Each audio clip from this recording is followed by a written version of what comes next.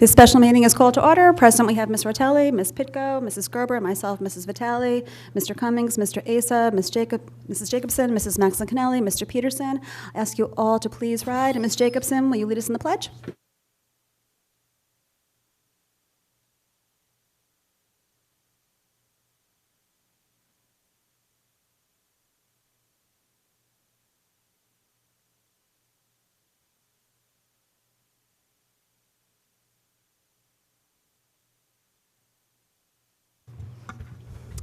Thank you all for being so diligent in getting your questions in to the superintendent over the weekend. And thank you to the staff for getting the responses back to us. It was very helpful. So before we go into Q&A, I'm going to let Mr. Cummings kind of talk us through a couple things. And after that, we will take your questions. Thank you and good evening, everyone. I just want to start by, for the board members, going through what's at your seats. What you have, and I'm starting at the top here, what you have is a printout of the responses to the questions that you raised, as well as, and then you've got backup. Questions were raised that are cited in the spreadsheet as needing further information. So we've given you paper copies of those as well. And then what we said to you yesterday is in the responses that we needed a little bit more time with a couple of the requests. So you'll have there as well the information that came in today. For example, included in that would be the athletic budgets from the two high schools, as well as some information on from Mr. Mancusi. There was a question about ORF instruments. There was a question on the program assessment detail. All those pieces are in there. Fill pile expenses, all those pieces are in as you go through that pile. I also wanted to point out, just give me a second, I've got to find it.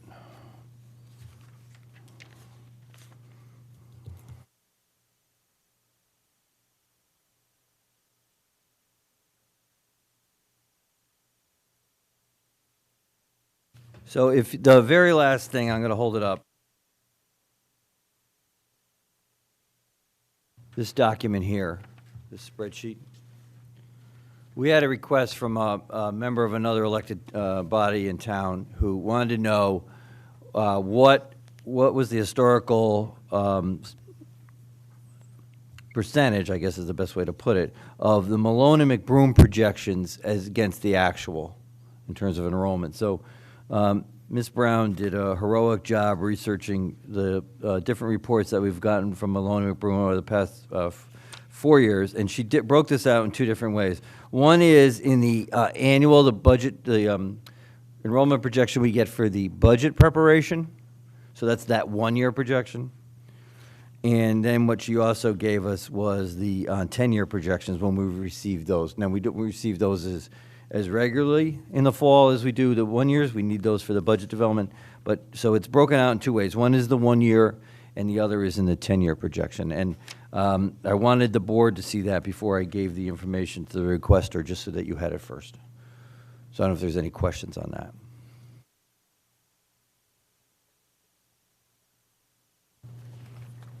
Does anybody have questions at this point? Mrs. Jacobson? Sorry, can you just say again which projections these are using?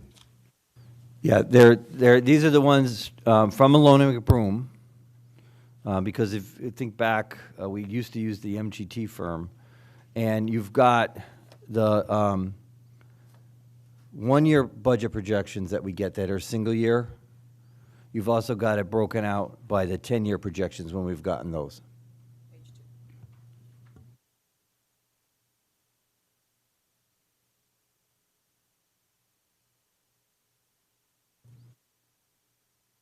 Thanks. I'll follow up after. And of course, board members can review this, and if you have any questions, you can send them to Mr. Cummings after the meeting.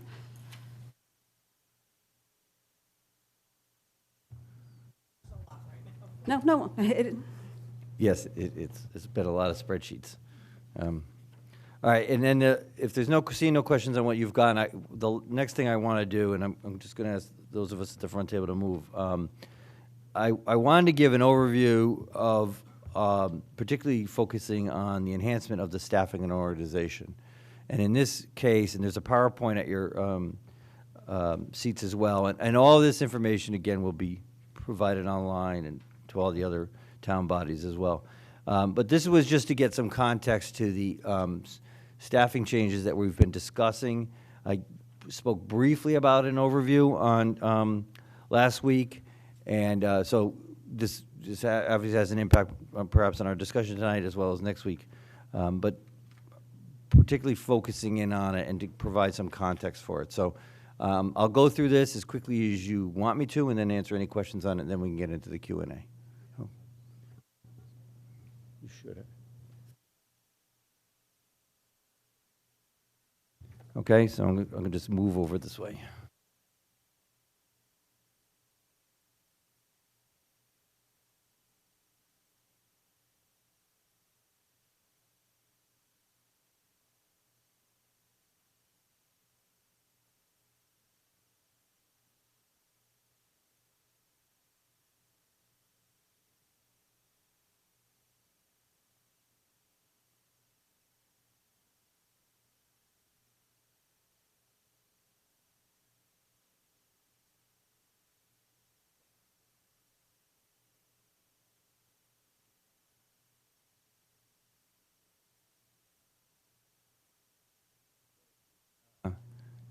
All right. So as I spoke about last week, in terms of PowerPoints, this is me, black and white. All right. There are no flowers and no other colors in this, and I'm a little bit better because I'm facing you. It'd still be better if I was able to roam around, but we're gonna attempt this. So as I go through this, I'll talk to the specific pieces of what we're talking about. So before I go any further, I just want to set staffing decisions in context, because the decision to actually move to staffing when you're dealing with a capacity issue is really, that decision to hire staff should be the very last thing you do. There's other things that you need to explore first. So, and setting aside for the moment that there are times when you need to hire staff because you've got enrollment. If you need an extra third grade section at elementary school, or this year as we need a health teacher at the high schools because of increased credit requirements by the state, we're going to have to increase our class sizes. Oh. How's that? Rock and roll. Okay. Now I'm going to get it.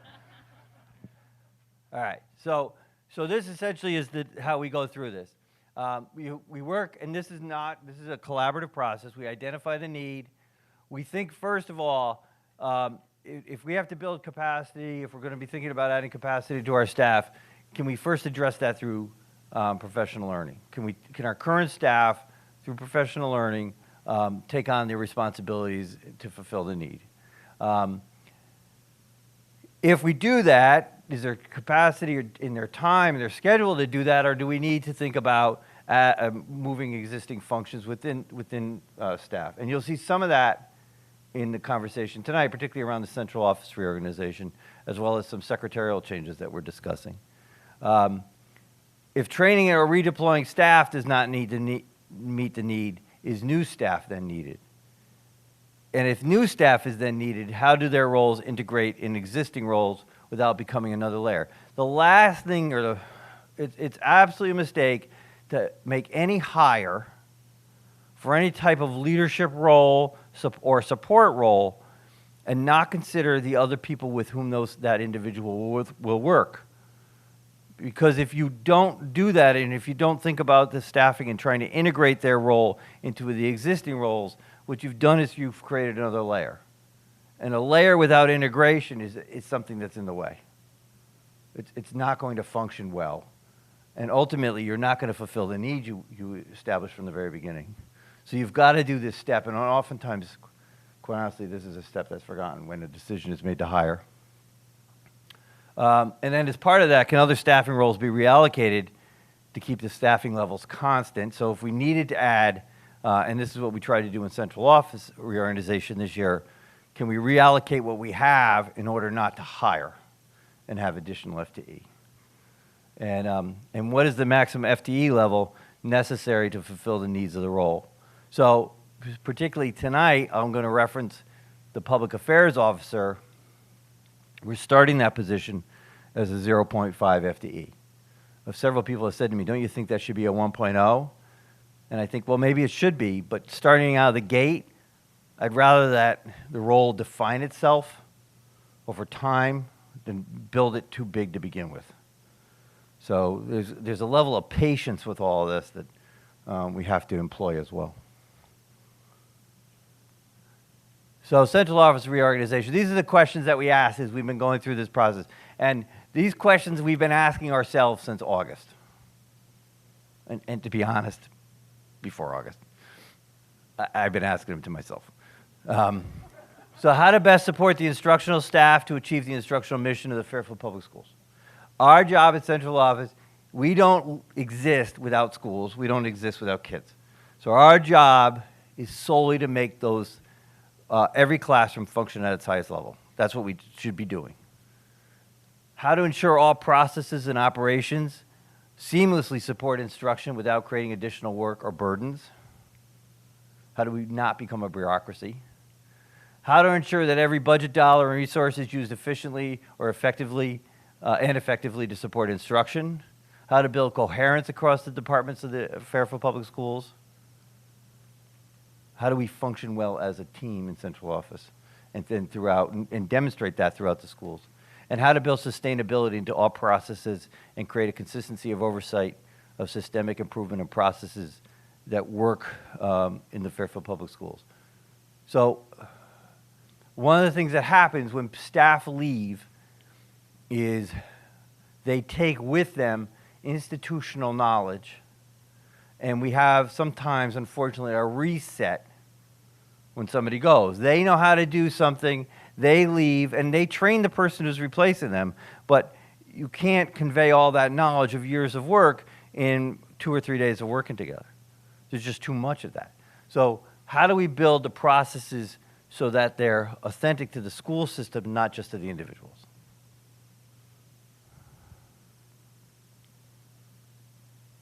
So this is the organizational chart that we're proposing for putting into place in July 1. Some of the program, the titles remain the same, but we've got changes. Executive Director of Instruction, Curriculum, and Assessment, Executive Director of Operations and Processes, and then again the Director of Public Affairs. Those are the new positions coming into place under this proposal. I've just highlighted here what's already in the job descriptions that have been shared, but these are the expected outcomes for the central office positions. I won't read these to you, but we tried to think about what are the high-level expectations for each of these roles. Again, the new ones being these two here. I will say for a moment that I'm particularly happy with this line. Ensure that ambitious planning does not exceed the district's capacity to deliver quality improvement. I, more than anybody, can have somebody else can tell me if they're good ideas, but I can have a lot of ideas.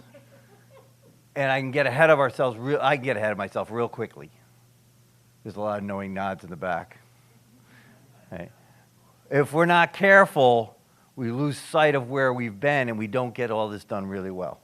That's what this position is essentially designed to ensure, that we do everything well. Existing positions.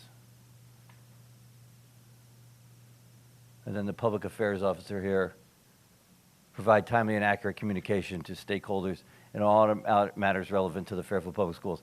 I want to point out, I think I said this on last week, but this is, again, not just external communication.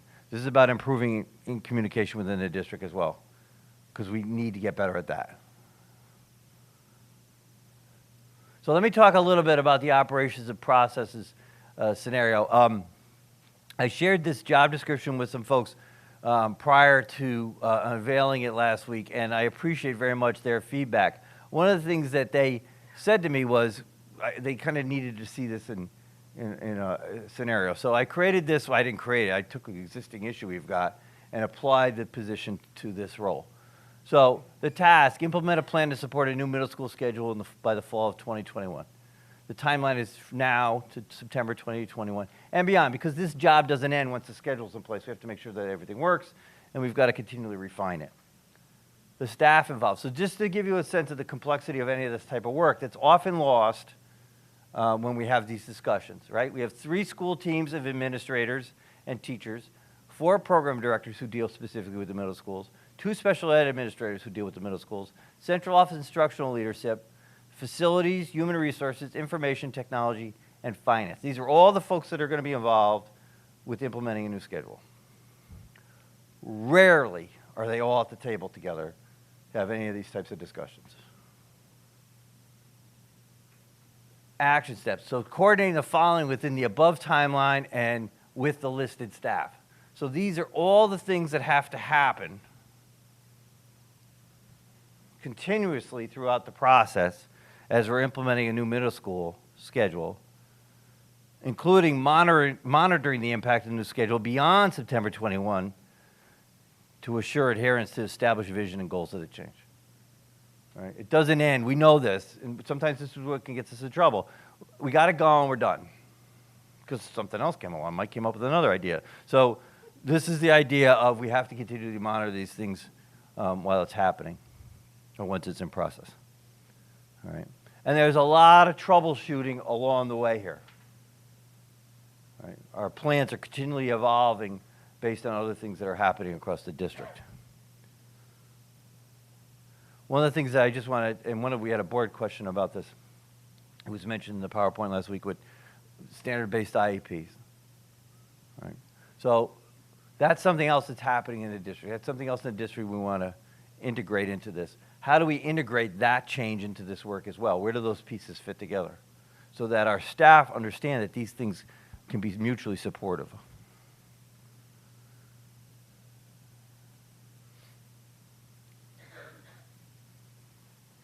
And these are the things, big questions that they have to consider. In addition, given the strain and capacity that a successful implementation requires, the executive director of processes and operations must determine the impact of this work against other work occurring in the district. He must consider if this implementation of this schedule change will draw resources away from other needs. Does it overlap with other changes or needs? Does it provide an opportunity to include other system needs? What other work must be postponed, and what are the consequences of that postponement? We need somebody in charge of this operation to bring us all together and to make sure everything happens on schedule and gets done right. And then these are possible other things that I came up with just relatively quickly. Some of these relatively small, some of these bigger, but these are all things that we have lost institutional knowledge of over time, or we can get better at. We are, for instance, still far too much a paper-driven district. Our field trip forms still come in on paper. Our professional development forms are emailed PDFs. Right? We can get better at a lot of this. Who does what in these processes is not always clear.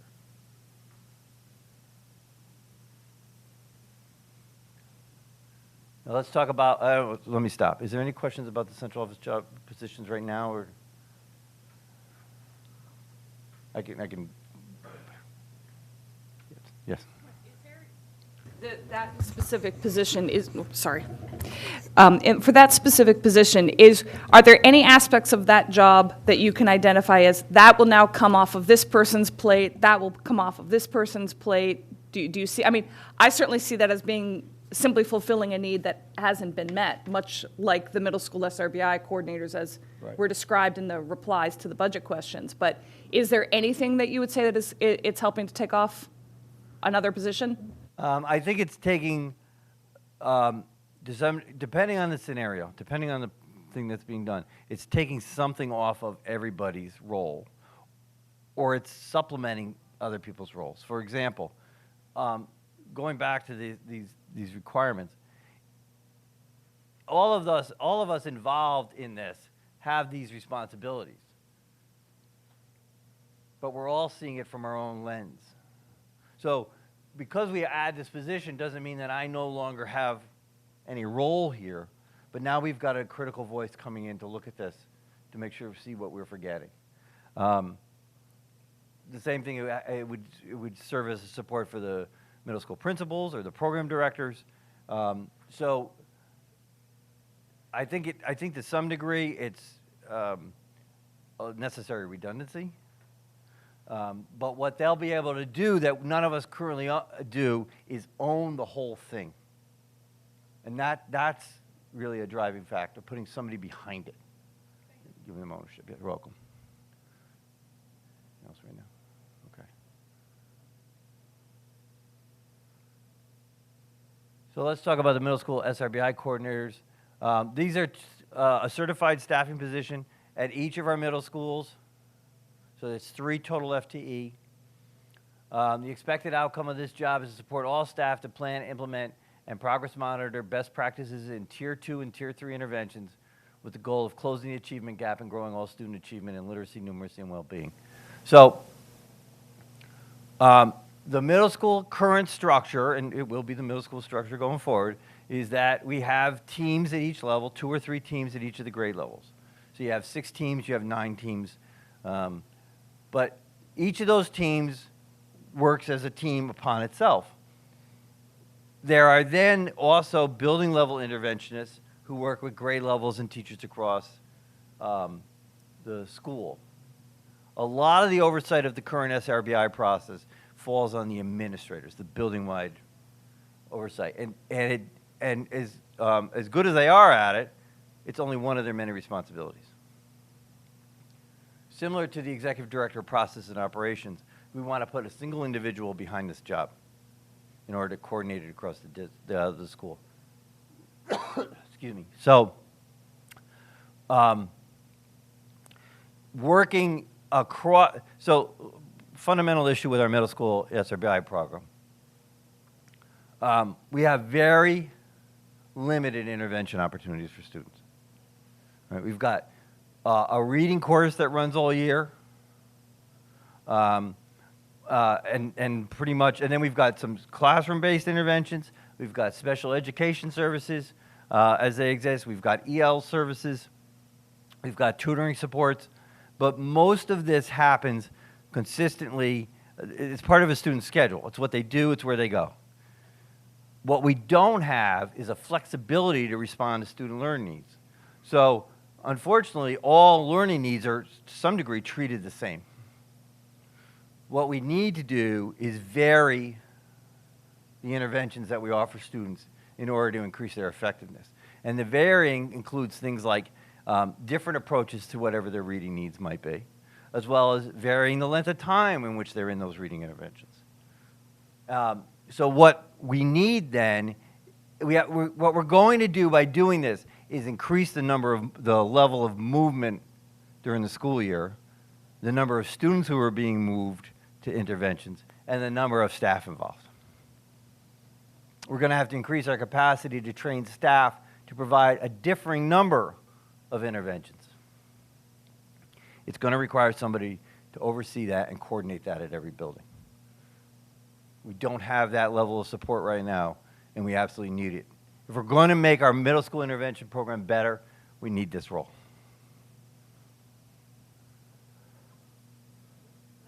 Yeah.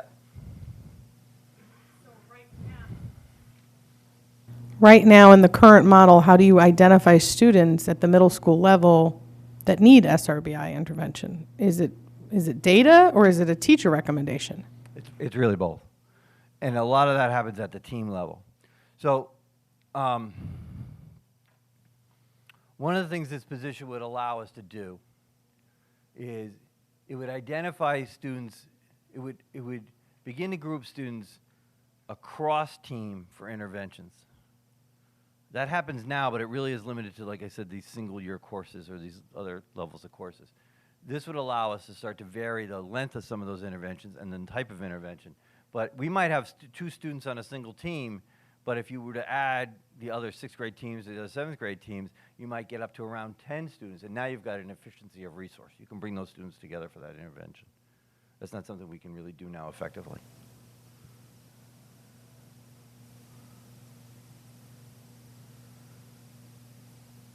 Let's talk about the stipend positions now.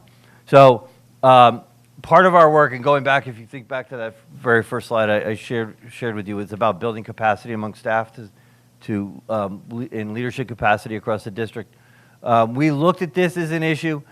Since I've been involved in, so the last 3 years, when I became chief academic officer, I started to change the role of the program directors. And what I began to do is pull them together. Not that they were never a team before. I don't want to take anything away from the work that happened prior to my doing this. But what I started to do was to think about district initiatives that they could get behind. So in your budget, we're asking for continued support of the inquiry learning. Dr. Pugliese and Mr. Wakeman are leaders in that. We're asking support of the assessment, literacy assessment. Ms. LaSalle, Dr. Swingler, Dr. Pugliese, Dr. Rasmussen, Mr. Wakeman, Ms. Holcomb are all part of that. So they have roles beyond just their content area now. They're leading work on changing the academic expectations, modifying based on staff input, not modifying the 6, but the language around the rubric. They're talking about building the common assessments across the district. So they've got this other level of work, and that's pulled them away from supporting the building administration at the high schools as well as the teachers at the high school. So we're looking for a stipend position in these 4 content areas to support the teachers at the 2 high schools in order to serve as a bridge between the program director work and the administration work. And they will be jointly supervised by both the headmasters and the program directors. In a previous life, when the program director was not available for a high school meeting, these folks lead the high school meeting in the department, but then they also serve on the instructional leadership team at the 2 high schools. And this is an opportunity to start to build leadership within the district. We should have an expectation, we do have an expectation in Fairfield, that we're growing our future leaders here and bringing them up in the Fairfield system. I spoke briefly about this the other night. The request for chemical hygiene officers, monitors at our 2 high schools. This really is a requirement, and as I said the other night, until Ms. LaSalle pointed it out to me, it hadn't even occurred to me that we didn't have these folks. But this is a non-negotiable that we need this role in our high schools to oversee safety for our students and staff.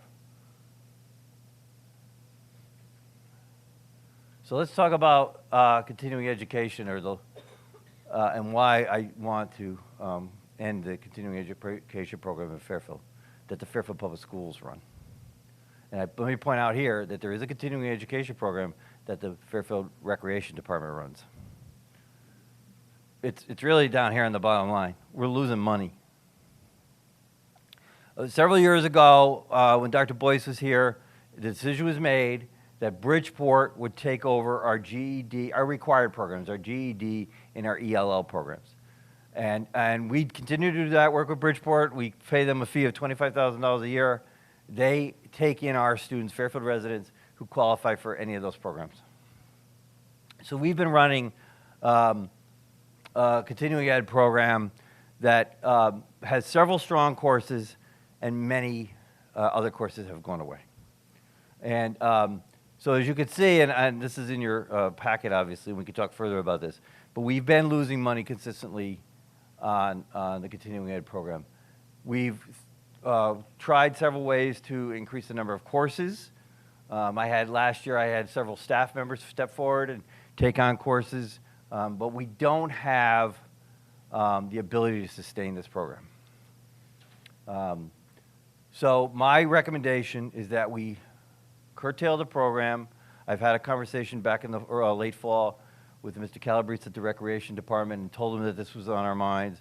We can offer him or give up the courses that are currently running to include under their umbrella if they so choose. But we can't continue in good consciousness to run a program that's losing money. And we have a competing need for the staff that are involved in this. So currently we have a secretary in the central office position who's partly of her responsibilities to oversee this program. We have other needs that supplant support for this program. So currently, the other part of this person's job, who oversees continuing ed, is registration. And she's the backup for our full-time registration clerk. What we want to do, we have a position in Mr. Papa George's office who's been a split position between effectively what I call business support and student records. I want to create a position that goes to the instructional side of central office and a position that stays on the business side of central office. So this person would continue to support the registration process. They would take on the student records portion of the role, which includes the online databases like PSIS and TCS data, as well as support our program directors and building level administrators in instructional support online. So to give you an example, we were working at the beginning of the year with the STAR assessment. Mr. Wakeman spent, I think, the first two and a half weeks of school in his office here fixing passwords and setting it up.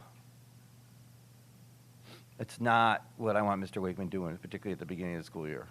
It's not what Mr. Wakeman wants to do. It's not the best use of Mr. Wakeman as a resource for the public school system. So we want to add into this position that role and help that person begin during the course of the summer to start working with the online providers of assessments or other resources that we have, like online reading databases, to support our staffing to get staff set up. So that would be the three primary functions of this role: the registration support, the student records, and online instructional support for our teaching staff.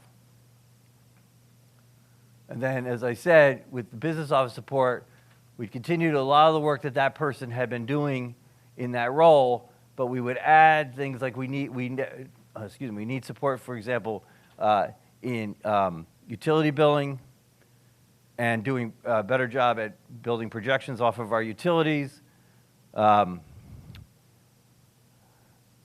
tracking the purchase requisitions. These are the other aspects of this job that we would want to be able to build up support for Mr. Papa George's office in operations.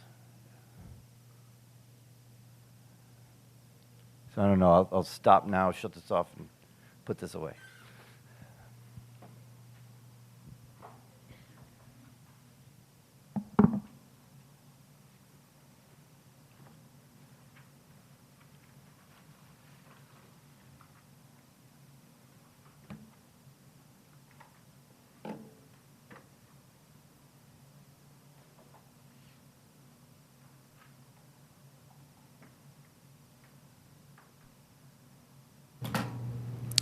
Does the board have any additional questions about the presentation?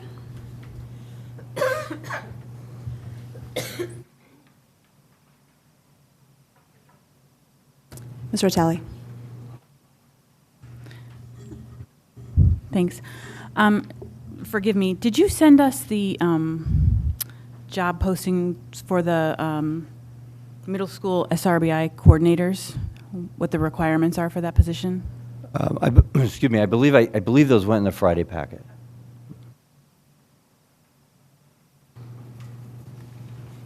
Any other questions? Anything else, Mr. Cummings, before we move along?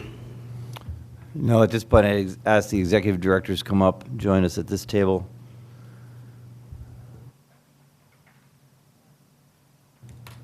It's kind of like Field of Dreams, right, where all the players come out of the corn.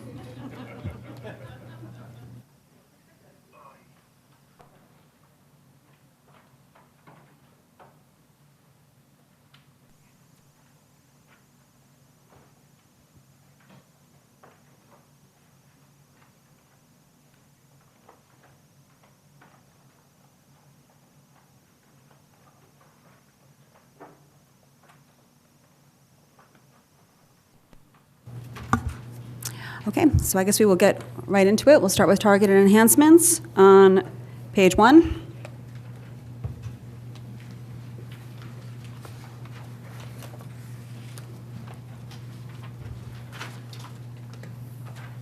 Any questions?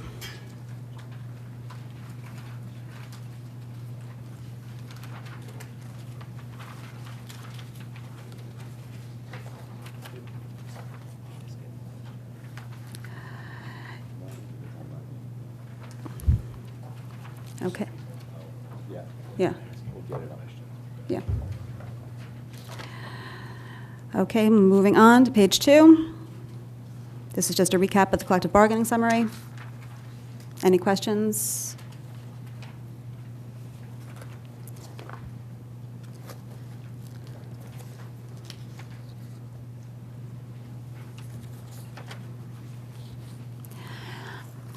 Moving on to page 3, consolidation with town departments.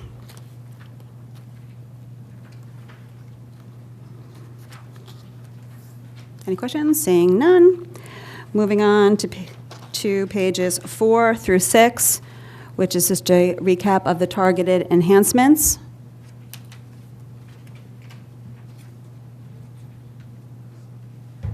Can I just say something? Yep. Did not get a chance to go through the answers to all the questions, and most of my questions started with pages like 4 through 6. So is there any way that I can come back to it next week, or I'll just ask the question from now to this week if I need further answer from what they provided?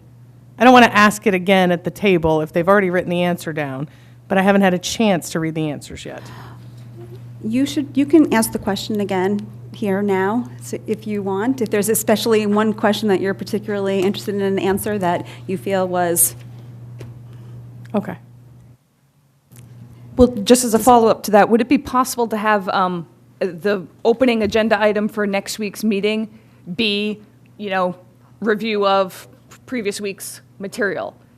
Because I agree with Ms. Picco. I mean, I did read most of them, but I was reading it online, and I'm not saying that there will be any, and if I can follow up in writing, I'll do that. I'm just asking regarding the agenda and public expectation of what we'd be talking about.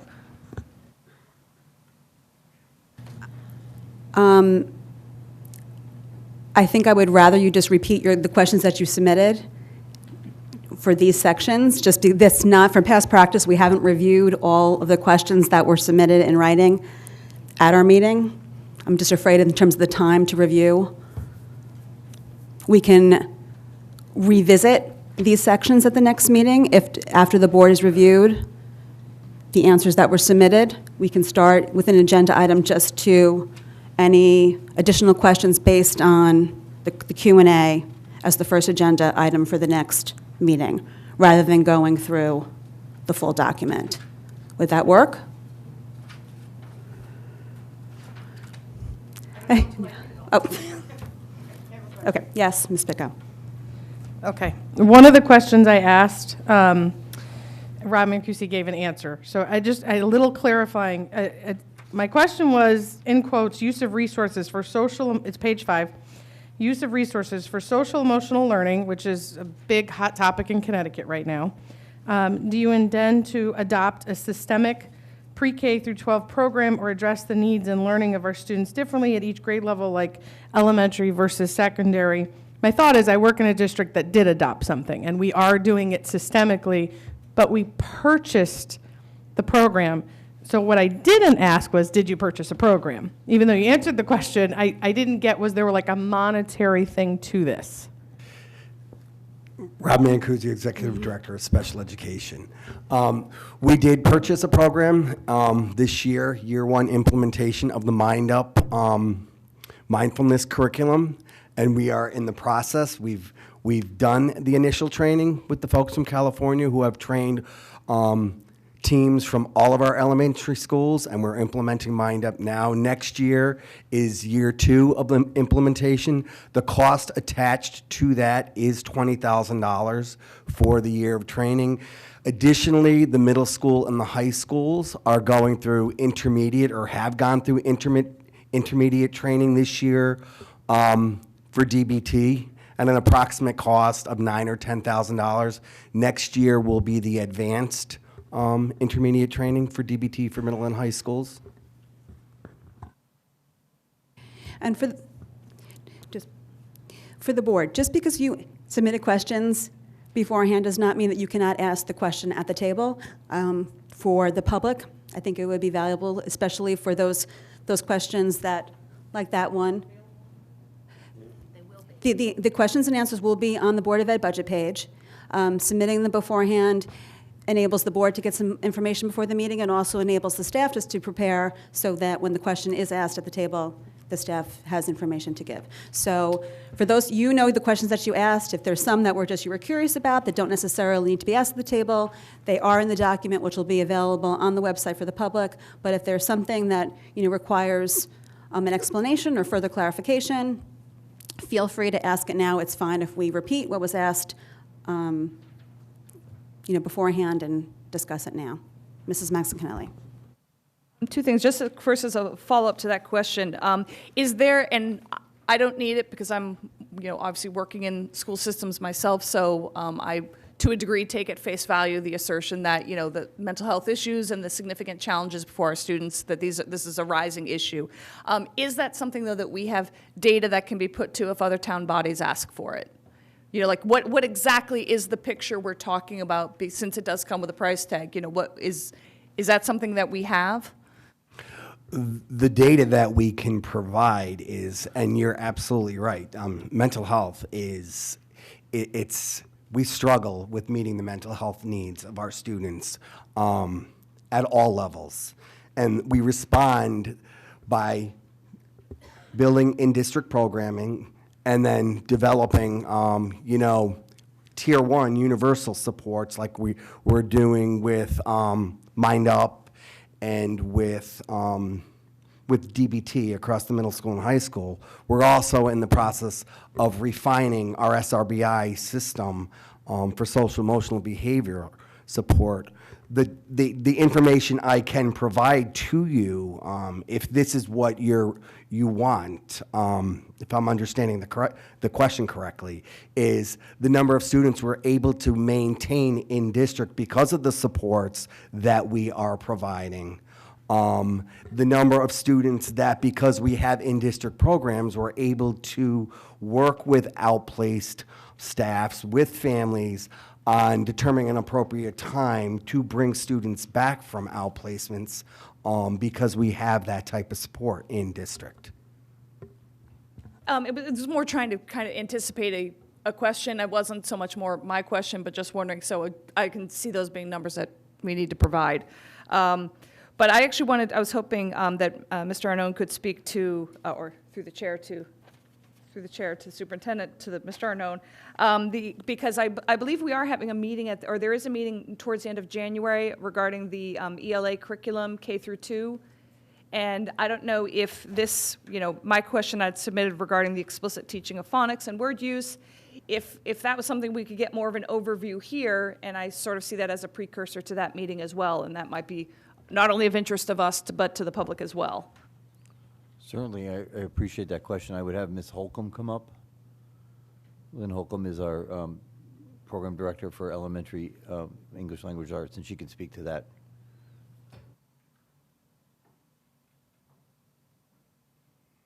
So your question is about improving the explicit phonics and word study? Right, and the fact that we are moving away from something, Yes. because obviously something was seen as not meeting the needs sufficiently, moving to something else, and just if we could have a little bit more story around it. Sure.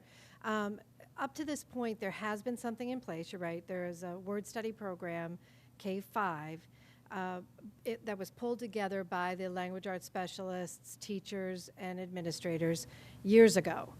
That word study work was usually, almost always, delivered through small group instruction. So it was very differentiated. So we have all these lessons, this information pulled from great resources to now teach the phonics and word study in small groups. What I'm proposing is that we need a district-wide, across all elementary schools, systematic approach to phonics instruction, K-1 right now, and then strengthen our 2 through 5 word study that we already have, but also make it more systematic so that I'm not able to put my hands on, is this school digging into the word study as much as this school and so on? Are all the kids getting the same type of phonics instruction, whole class, and then definitely still use the curriculum that we have or the materials that we have for our small group instruction in addition? I want a systematic approach across the district to phonics and word study. Ms. Picco, I forgot about Mrs. Gerber there. Just, Yeah, I was just following up on the Ms. Picco's question to Mr. Mancusi, just regarding the costs. So when you say with the Mind Up, that's 20,000, that's each year, 20,000. Yes. So it was 20,000 in the current budget, it'll be 20,000. Yes, we And then the same with had the- budgeted 20,000 for this year, and so it's 20,000 for next year, and then we put $5,000 for supporting materials for teachers too. Okay, and then the other one too with the DBT, so you said this year is 9 to 10, and you said next year was going to be more intensive? For the advanced training. Advanced, so yes. is that going to be more money, or is that still the 9 to 10? No, we set aside $10,000 for the advanced training. Okay, for great. Thank our you. staff. thank you. Ms. Picco. Okay, I think my follow-up is actually to Mr. Cummings. I used the wrong word when I asked the question. I said program. I actually meant curriculum, because right now we're working in Stratford on a pre-K through 12 curriculum where students and teachers work on how students cope with anxiety and positive climate, and there's grading rubrics attached. And I was wondering if that's the direction the school district's going in, because I know there is a cost associated with that. And I'm just wondering if it just seems to be the thing in Connecticut that we're all moving towards. Can I answer that question? Yeah, well, you're going to, yes. Okay, thank you. Currently, I am collaborating with the district psychologists and the social workers, and I had mentioned it a few minutes ago, on refining the SRBI process to address social and emotional behavioral issues or challenges that students experience. One of the things we are looking at is we're looking at screening instruments, and many of us have experience using some kind of screening instruments to get a baseline so you can then gather information so you can develop targeted behaviors or targeted interventions for students who need, and then they have progress monitoring instruments attached to them. So after 6 or 8 weeks of running an intervention with a group of 3 or 4 students who are struggling in a similar area to see if the intervention is working. It's not quite what I'm asking. Just to give you a little clarification, this is for every student. This is curriculum designed so that a student who's coping with anxiety or is having a hard time with positive, there's a rubric of an expectation of what the child should do. They learn how to advocate for themselves, or they know when to go seek to their guidance counselor. It's supposed to be like systemic, so they learn it in elementary school and they carry it to middle school and to high school. And I know it's going to be a big shift for the district I work in. I'm just wondering if we're beginning that process. When we talk about tier 1 supports or tier 1 interventions for social emotional learning, we are now implementing. Mind Up is intended to be a tier 1 support, as well as in the district we do have Second Step that we're gathering information on how, because all our schools have Second Step, and those are intended to be implemented for whole classroom groups to address social emotional competencies. So what does that look like for a student if they're in a tier 1? If they're at a tier 1 intervention and you're doing a Mind Up lesson and you're working on a specific skill to reduce anxiety, the whole group is learning how to do that through watching videos, through reading some books that might be attached to the lesson, through practicing with the teacher or who's ever running the group. And then there's common language to use across settings to kind of generalize that kind of skill wherever the student is, and then really to monitor students' progress in that area. If students do not, or if students struggle generalizing, that's when you take a closer or a deeper look at a student who might need more support, like a tier 2 intervention with a school counselor or a psychologist in a small group. Any other questions on target enhancements? I'm going to take a minute just for board members just to scan the answers that we were given. One thing about the new format is that it is in page order.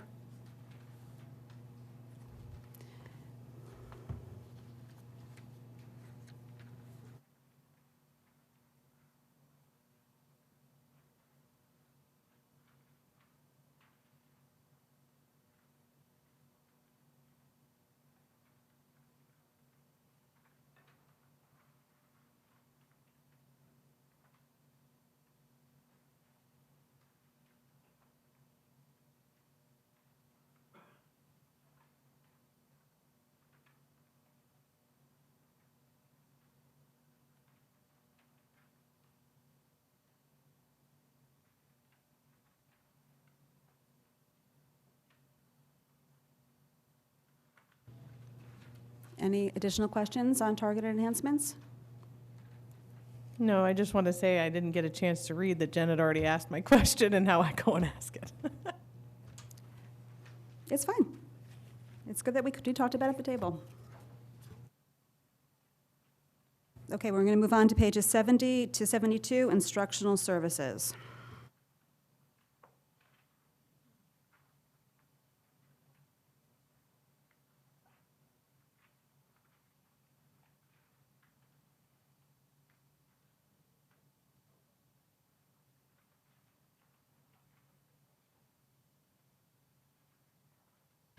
And we're looking at the specific pages, but if anybody has any questions about the executive summary, backup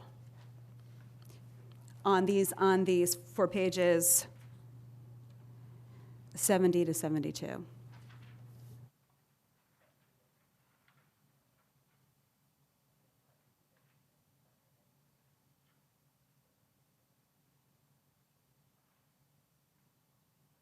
I'm just looking at the page on the budget book. Right, okay. For the answers. Yeah.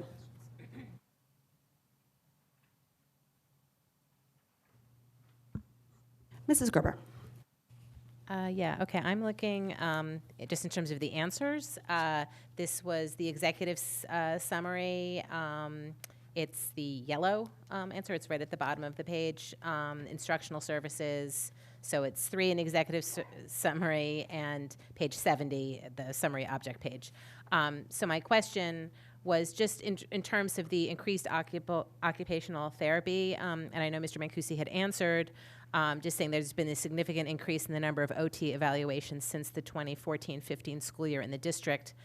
So, and it says special education administration is collaborating with staff to review building level data where increases have been seen. So I guess it's still kind of ongoing in terms of trying to determine, you know, what, if there's some rationale, because I just know anytime there's an increase in anything, there's always going to be questions as to, well, what's the impetus for that increase? Yeah. We're looking at really taking a good close look at why are we having as many OT evaluations recommended that we are. And we are collaborating with rehab associates in that area, as well as some of the buildings in which we do see those significant spikes. And I did ask, just in terms of the other part of my question was about the increased need for psychiatric evaluations and consultations, and is this trend that other districts are seeing as well? So I guess just to kind of flip back that with the OT, do you have any sense, are other districts also seeing an increase in the OT evaluations? And it just I can't answer that with authority. I can tell you with authority that the mental health challenges that we're facing is not just specific to Fairfield. Right. Yeah. I can look into that and get you more information for the next meeting. Right, and not even, you know, it must be something that you should probably be prepared for in terms of the other town bodies as well, because again, anytime there's any kind of a significant increase in something, there will always be questions as to, well, why is there an increase? Is it something that we're doing in some way, or is it just, this is just the trend? So that would be helpful. Thanks. Mr. Peterson. I think I want to piggyback on that a little bit. I feel like we're talking a lot about the kind of psychiatric and social emotional needs of the students. At some point, it might be helpful for the board and for the public to have a broad presentation on that focused topic, just as a suggestion. I thank you for your answer to my question. I asked a very similar question to Mrs. Gerber. I was thinking specifically about the comparison to the past when we outsourced a lot of these services, that Effective School Solutions, the ESS program. And I see that you calculated that we are currently seeing, you've evaluated this on an ongoing basis, and we are seeing an annual cost savings of $78,000. Is that inclusive or exclusive of the psychiatric evaluations? We have no psychiatrists on staff. That's an out. No, we don't. We do have a psychiatric consultant. When we did discuss with the board changing from ESS to developing our own in-district impact program, what we did demonstrate, the cost of the ESS contract annually was $613,000. They offered us the 5 clinicians, 2 at Ward, 2 at Ludlow, 1 at Walter Fitzgerald. So we costed out what that would be for our 5 clinicians, and we hired licensed clinical social workers, which is a higher level of clinician with greater clinical experience than many of the clinicians that we had contracted with through ESS. And we realized a savings of, that was, I think, $535,000. So there was a $78,000 savings annually. In addition, working with the steering committee who put together the impact program, we did enhance our programming with consultation services with Dr. Davis Gammon, who is a psychiatrist from Yale. Additionally, we added support with Dr. Ellie Leibowitz, who's a clinical psychologist from Yale, to work with students and our Learning Center teachers of students in the impact program on strengthening students' ability to cope with anxiety and consult with staff on students who were specifically school avoidant and developing protocols on how to handle that. Now, this year, we're offering for all of our high school and our middle school psychologists, social workers, and school counselors, something that's called space training. You might have heard it in your districts. It's supportive parenting for anxious childhood emotions, because school avoidance is a big challenge for us. And then we also work with Dr. Peg Dawson. Anybody who knows anything about the field of executive function or executive skills, she is an expert in her field, and she consults with us at a cost of $10,000 a year to kind of improve the quality of instruction that we provide our students in our impact program, to promote their academic success, because many of them do have some academic struggles. I know this was a long-winded answer. I just wanted to give you a picture of the great things that are going on in our impact program, and it's only in year 2, so thank you for listening to me. No, in fairness, I was going to ask my simple budget question and then ask an open-ended question, because my understanding is qualitatively, everyone's very happy with where this program is going versus the previous outsourced solution. So I was going to give you an opportunity to say that anyway. Absolutely. Just to go back to the first part, though, just to be specific, because you mentioned psychiatric consultations in your answer. Are those additional costs that are above and beyond? I'm basically trying to think if that $78,000, just from being very specific, would get any smaller if we factored in the costs, additional costs of psychiatric evaluation. One of the exciting things about building the impact program was we were able to, just by exchanging the 5 clinicians from ESS to our 5 internal clinicians, who were all licensed clinical social workers versus licensed practical counselors, which there's a big difference in clinical experience. Because of the savings we were realized, we were able to then add the additional pieces to enhance the quality of support and programs that students and families get in the impact program. And I think we're kind of talking around the same point here. Are you saying that the evaluations that you're talking about that you list as psychiatric evaluations are not evaluations that are delivered by psychiatrists? That's separate. That's what I'm asking you. Yes, I'm sorry for the long-winded answer. That is separate. I misunderstood. So are those are additional costs over and above the cost of the impact program? The psychiatric consultation piece of the impact program is separate from the emergency psychiatric evaluations that a PPT may recommend. So when you do a simple cost analysis versus ESS and our new program, are you comparing the former ESS cost to impact or to impact plus psychiatric assessment? I compared the former. I tried to compare apples to apples, which was 5 clinicians to 5 clinicians. That's where the $78,000 I'm sorry, I was feel like funded. we're spending a lot of time on this, and I think that maybe I can just send you a more specific email question, but I think you've answered 98% of what I was asking. Mr. Peterson and I were actually looking at this when we were questioning. So I want to question about the psychiatric testing. I asked this question for the board on the executive summary, question Q&A. It's on page 3. There were 7 psychiatric evaluations at elementary school, 10 at the middle school, and 26 at the high school level. For the 26 that were at the high school level, were those all within the impact program? No, most of them were not impact students. These Okay. are students outside the impact program. If we're struggling with students and we're concerned psychiatrically with them, that's when on Thursdays, we have our consultations with Dr. Gammon. That's when the clinicians would meet with him and discuss those cases. Is that clear? That is clear. So the cost of that testing is separate from the impact program.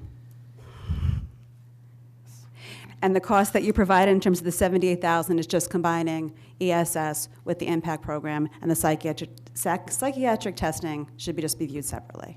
Yes. Okay, thank you. Moving on, Mrs. Gerber. Oh, sorry. Oh, Ms. Jacobson, sorry. Hi. A couple questions in this area for me. First, on the PSAT information, I'm just curious if the College Board is providing us any additional enhancements to what we're receiving for the annual increases that we're getting from them, or is it just the same that we have always had for the last couple of years?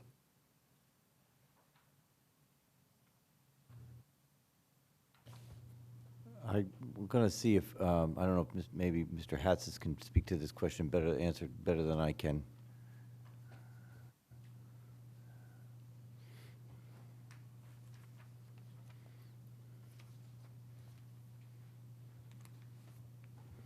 Thank you, Greg Hatzis, Headmaster, Fairfield Ludlow High School.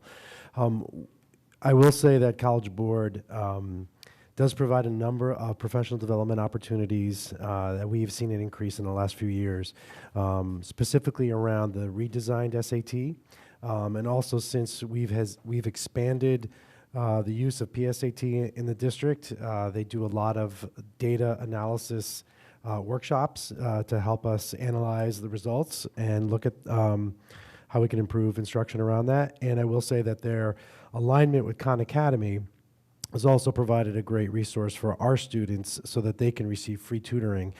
So a lot of the work that we do with students revolves around getting them on board and with those resources that they have online, but also internally. I was just doing a workshop with my teachers last week about some of the resources that College Board does provide in terms of specific instructional strategies around the critical thinking that has to happen in order for the student to do well on the test. So I would say yes. Okay, and just one follow-up, sorry. I'm sure no one will have the answer to this right now, but it's just for a follow-up. I'm interested in looking at the correlation between 8th grade SBA and 9th grade PSAT and how closely those two are coming in as correlated with just a few months in between those two testing periods. Please, at some point. Thank you. I believe we might be able to have that information available for you. Dr. Rasmussen is very ill right now, but if I can get that information in time for next week, I'll get it for you. Okay. Going with my questions in this area? Sure. Okay. The next questions I have are on the sports backup material that we got. So thank you for this piece that was given to us tonight when we got here. I'm looking at, I'm just going to go off the top because we just got this one tonight, so I haven't a chance to really review it yet. But we were also sent some of the pay information as backup. So the personnel line items I'm trying to clarify because what we were given tonight under personnel isn't matching what we got as backup. So I'm trying to understand, I mean, if you want me to give you an example, I can show you really quickly just by going by the top thing on the top line. So I'm looking at what we got tonight, this, because Nick's looking lost. Does everyone have this?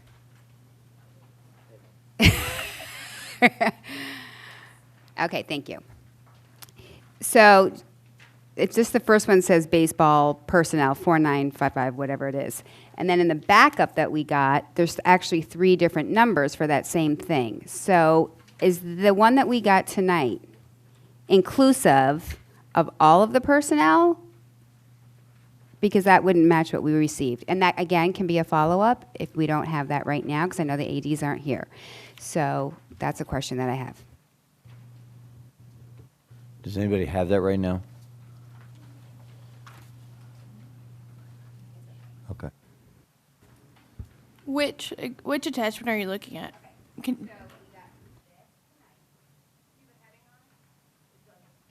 2021 budget worksheet FWHS on one side, 2021 budget worksheet FLHS on the other side.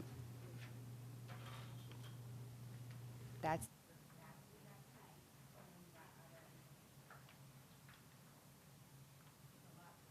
significant. It's very different. So I'm looking to reconcile that.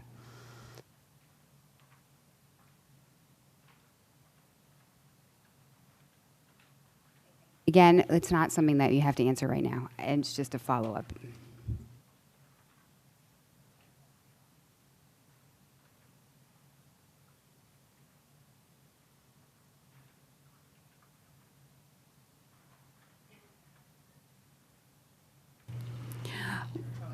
Okay, well, they will take note of that. Do you have other questions in this section? Not on those 2 pages, thank you. Okay. Mrs. Gerber? Okay, I'm going to go back. It's, again, the executive summary, 3, the yellow. There was a question that Mr. Peterson had asked about the vestibule greeters and the new bid. And the answer was the increase is due to added duties to the guard greeters when the service went out to bed. Can you just provide any detail as to what the added duties are? Yes, so now they're also, not only are they sitting in the vestibule and greeting visitors, they're also taking tours of the buildings and doing an outside perimeter walk of the building. So they're not just sitting in the front lobby anymore. They're doing maintenance, they're doing routine checks of the building, inside and outside.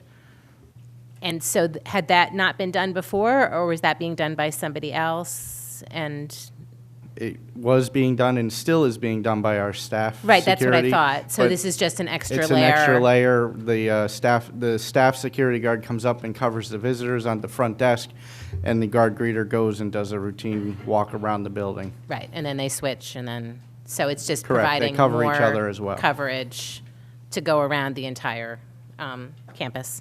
Okay, Correct. thank you. And then, May I ask a quick follow-up to that?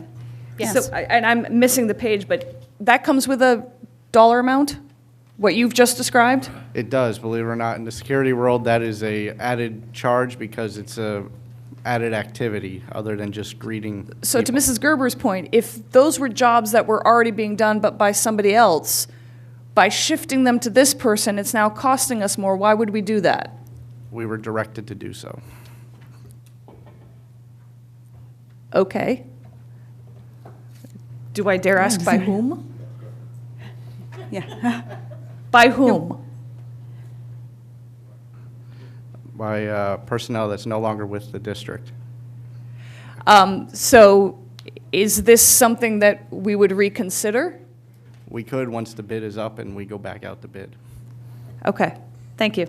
And just to follow Mrs. up on that, Gerber? when is that bid up? I would have to get back to you on that. Okay, thank you. Ms. Pitko? My question is on page 69. It's, I'm sorry. Did I do that right? Is it? We're on instructional services right now.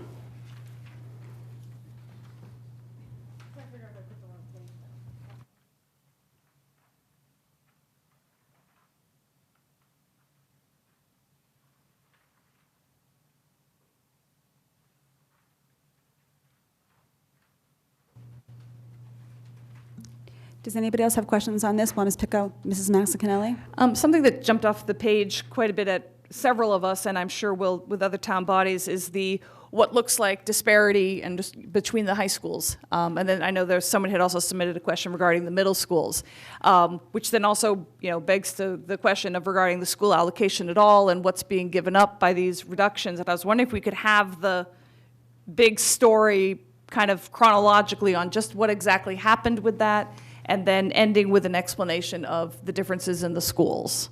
And I'm not sure to whom to direct Mr. that. Cummings, we'll start with you.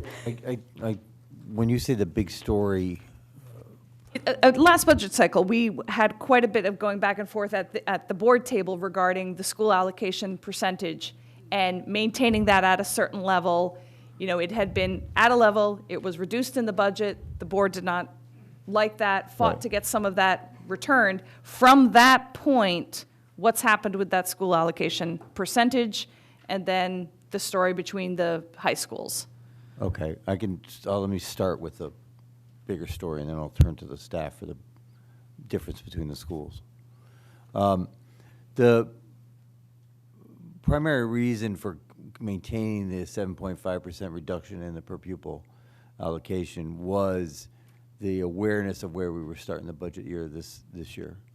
And given the fact that we had a number of cost drivers coming out of the gate that we were conscious of, we looked for savings essentially everywhere. So that was it. We at every level of the organization, we had an expectation that we would reduce costs wherever possible. We have also known historically, when we look back, that at the end of the year, funding from the schools is, broadly speaking, not all of the schools expend their per pupil allocations. So we've made changes over the years in response to that.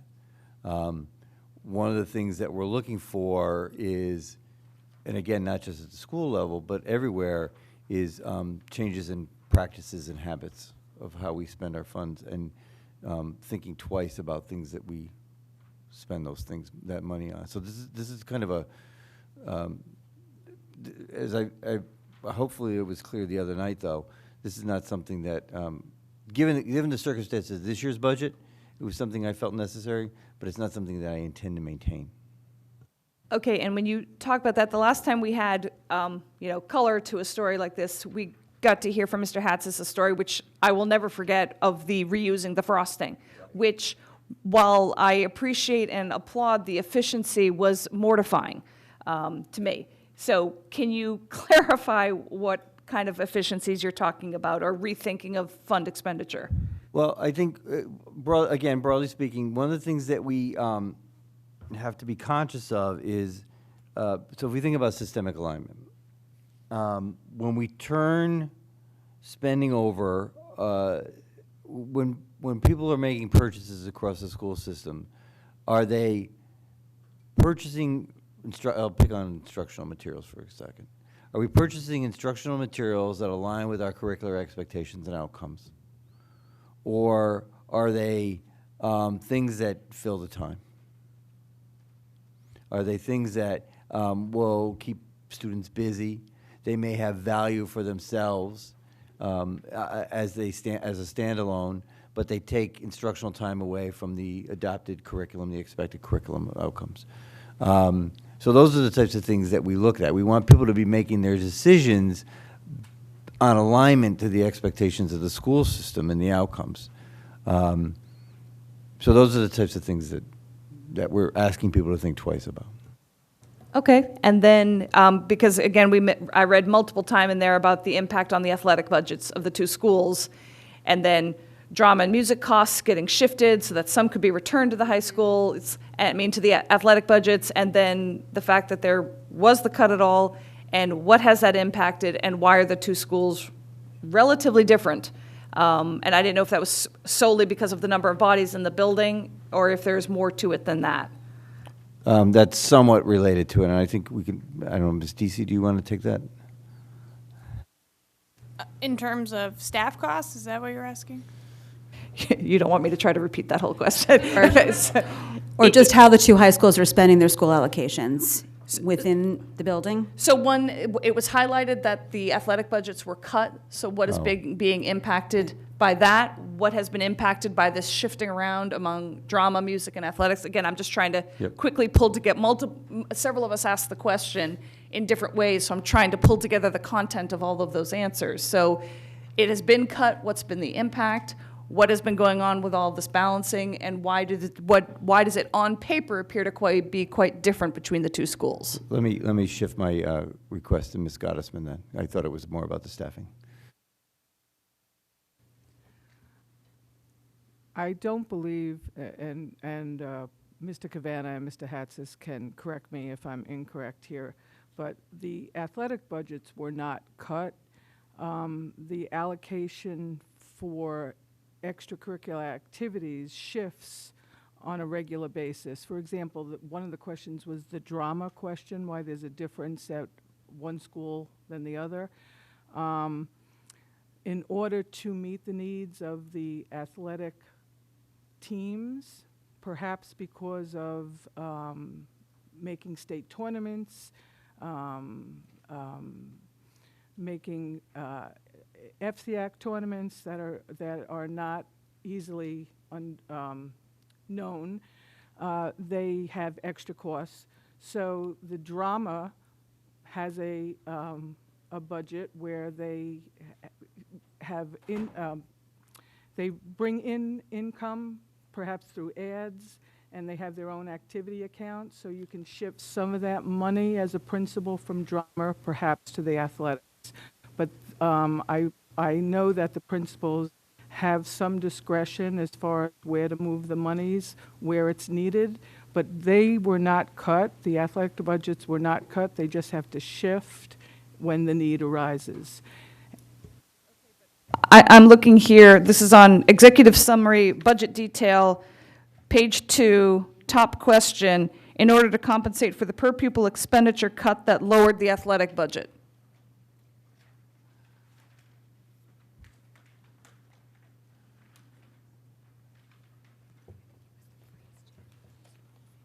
I'm not sure, was that Mr. Hatzis or Mr. Cavanna who gave me that information? Mr. Cavanna.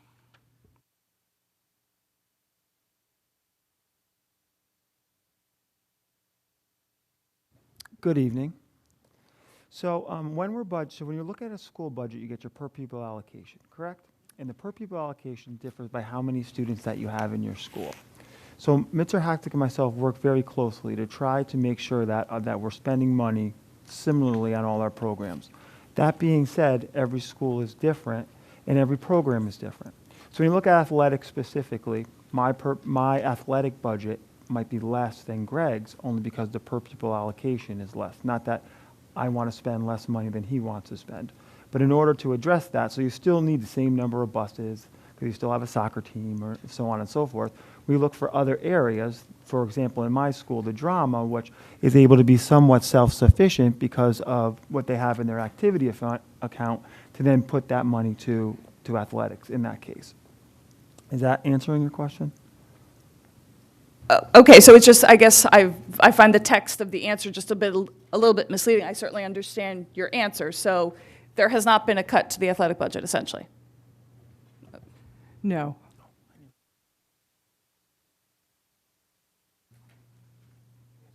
Mr. Peterson. I'm sorry, I also asked questions along these lines, and just to be pretty specific, Mr. Cavanna, you say that the ward drama program is relatively self-sufficient, so should I assume that they need the additional $4,000 for expenses that they can't cover through their own fundraising? Just trying to figure out how to work this. Okay, so for award specifically, when we looked past budgets, they spent around $3,700 to $3,800. So understanding that I still wanted to fund the specific program, we have a great drama program and our kids do an outstanding job. I knew 4,000 was a comfortable area that myself and the drama club advisor could work with. So a lot of times that specific money could be used for licensing costs and things like that, because we're able to then compensate on other things through selling tickets for the shows. Sure, but the way it looks in the budget is that Ludlow has 3 times that amount. So why shouldn't they both have the same amount or a similar amount? I mean, I understand that you know, historically you have staff that want to produce plays of a certain level of complexity, or and the rights may be more difficult to buy for one play than another play. But shouldn't they have the same opportunity? Shouldn't they have the same resources available to them? Part of the budget line not only reflects what you're anticipating that the coming year, but what has historically happened over the last few years. As an example, over the last few years, I had cut back on the drama budget because there were a few productions in which, through ticket sales, we were able to maintain a healthy balance in an internal account that we have at the school, one of the activity accounts that's related to the drama club. Over the last year, that had been reduced considerably through some expensive props that we needed to buy or some other things. So that account, which had been relatively depleted, we had to compensate by reintroducing more funding through the Board of Education budget. So, a little of it is the historical trend, how other things are spent. With athletics, for instance, in the cutbacks that, when the AD submits a request and we can't fund it at the requested level, there are adjustments that are made, such as maybe some teams have to delay the purchase of uniforms. So, like for instance, this year we allocated more money in athletics so that we could maybe restore back the cycle to get some teams back on track in terms of uniform purchases. Sure, I hear that. I mean, I guess coming back to things that Mrs. Kennelly was talking about, I kind of want the staff to hear that what we're interested in is equitable distribution between the high schools, equitable experiences between the high schools for students.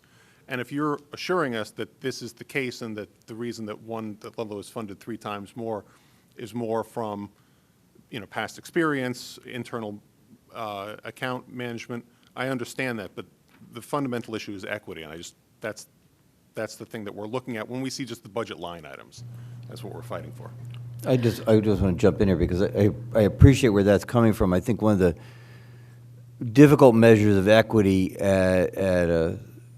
between 2 high schools or elementary schools, middle schools, is that looking at it simply as a level of similar funding. I think one of the things that we have to be conscious of is the budgets that the principals develop at each levels reflect the culture and climate and interests of the students, particularly as they move into middle and high, and there's a greater number of opportunities. So oftentimes, clubs will become more popular depending on the advisor, or that might be a much more current topic at the time. Drama clubs will rise and fall with the level of production that they choose. Bands and choruses sometimes with the repertoire.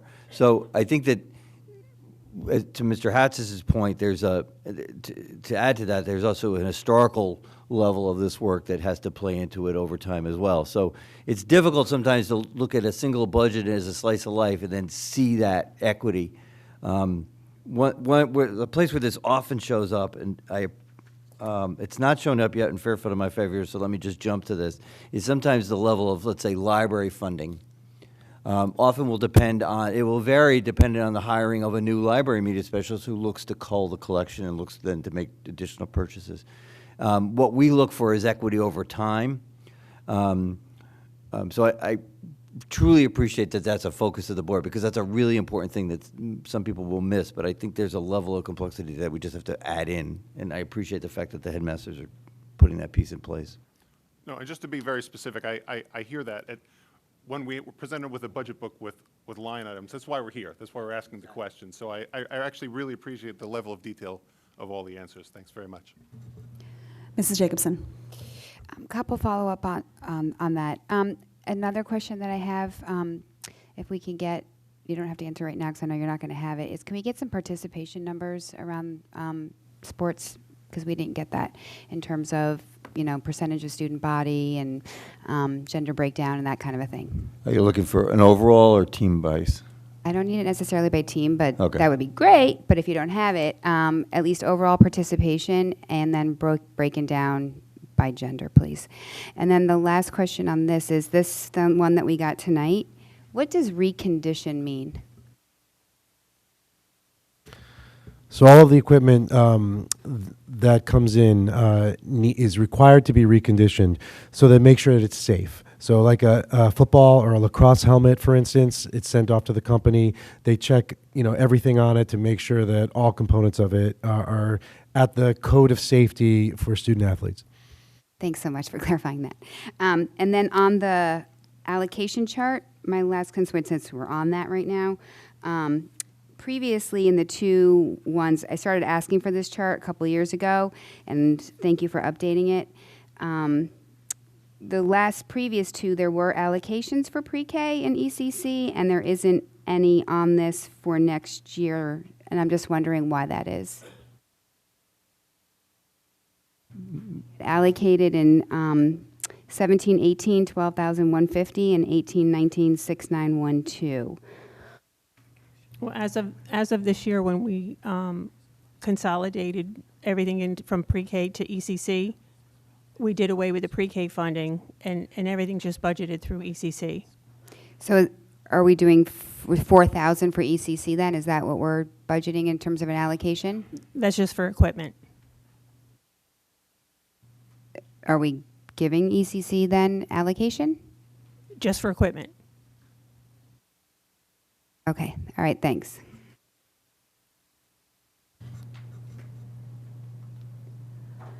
The money that was used previously through the allocation for the ECC, is that built into the budget now? So what was that money used for before, and what? ECC didn't receive an allocation before.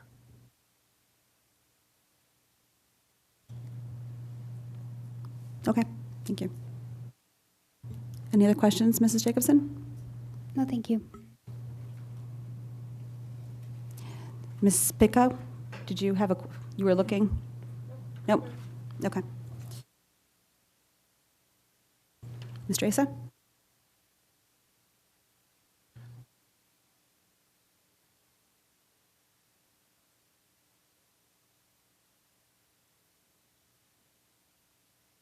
On page 2, 2, 3, fourth question down, Mrs. Rotelli asked, on the legal services. So I appreciate this breakdown that we were given tonight. And it seems to me like we're about on course for roughly half of what we spent last year, sticking to the budget. Does that seem about right? Any reason to think that there are going to be any unanticipated costs? You don't talk about a no-hitter, but I don't see anything on the horizon at this point. And then just a quick question. I guess I don't know if it's appropriate to ask you or Mr. Cummings. When did Miss Deasy start? In July of 2017. Okay. And I know we don't have this information here, but I'm assuming that we've seen a decent savings compared to those previous years prior to you coming. I don't have the number to date, but as of last year, it was fairly significant. Okay, thank you. Any more questions on instructional services?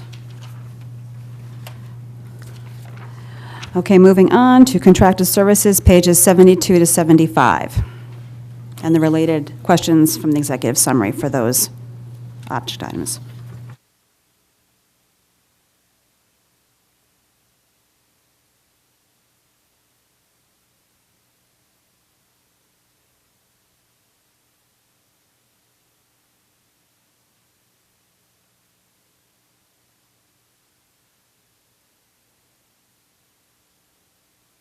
Mr. Peterson? Document retention. I got a very detailed answer about the increase in fees for this. One of the things that I wonder about, why are we lagging behind with purging documents? Like, were we just kind of building up something that we were going to have to pay for? Like, I don't understand why that wasn't done on an ongoing basis. We didn't have the budget for it. We were under budgeted. So that was one thing that we put off, and it's gotten to the point where, we can't do that any longer. We have to at least make some progress. Because we're paying to have the records retained, and we're also paying to have them. So you're saying we're kind of building up a thing that we're winding up paying twice. We're paying to retain records that we should have purged. Yes. All right. Thank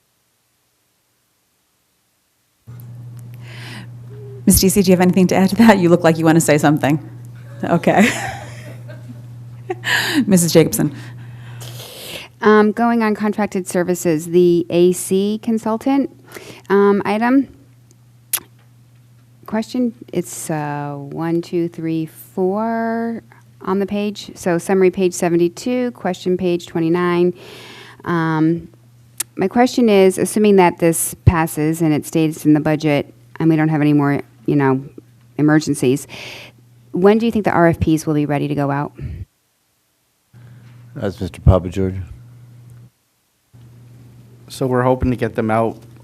Well, let me back up a little. We are working with the town right now on an RFP for an oversight contractor for escrow companies, so energy savings companies. We're trying to merge some of the AC study work into that specific for like controls, and so that there may be some savings there by grouping it together.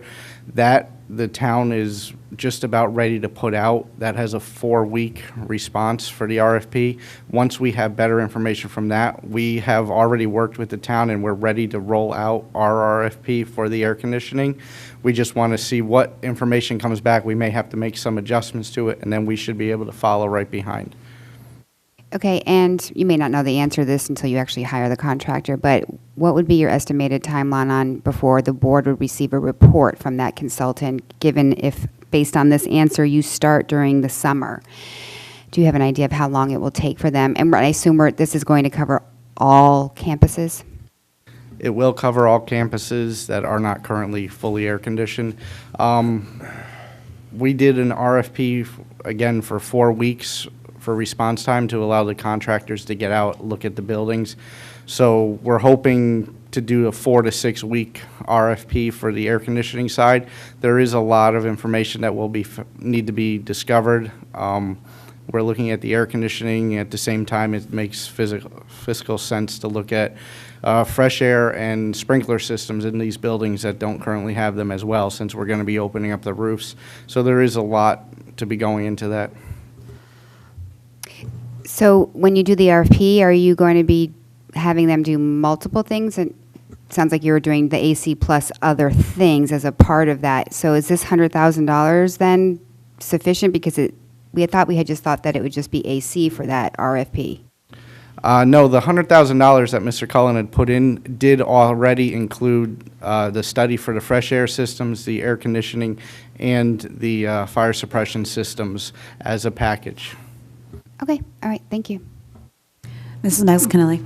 Just one very quick question, because I did not understand the answer. On the executive summary budget detail, and I guess through the chair to Mr. Cummings to Mr. Papageorge, regarding the discrepancy between the two high schools and the sports facility rental, where Ward is twice the amount for Ludlow, and the answer was sports facility costs may differ based on the assignment of the co-op sports. So this is purely a bookkeeping matter? Is that what you're telling me?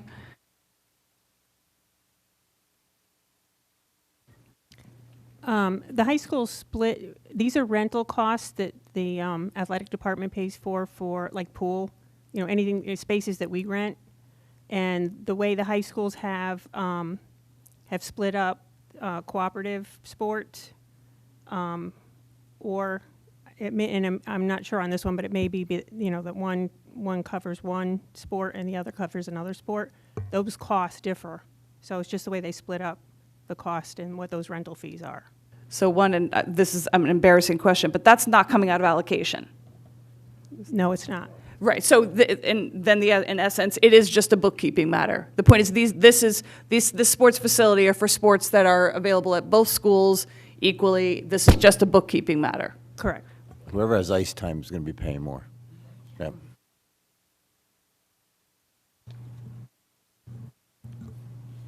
Any other questions? Mrs. Rotelli? Thanks. Can you clarify, page 74, I asked, can you provide a breakdown of the extracurricular salaries? Is that attachment 7?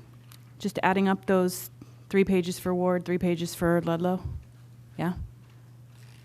It should be 4 pages each.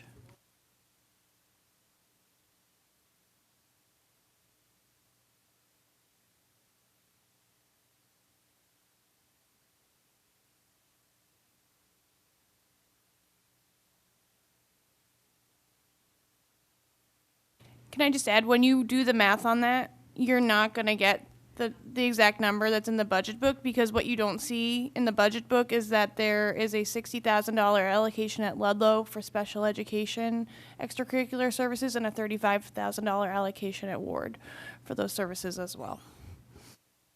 The reason for the difference is that the Ludlow allocation includes the CPP and WFC.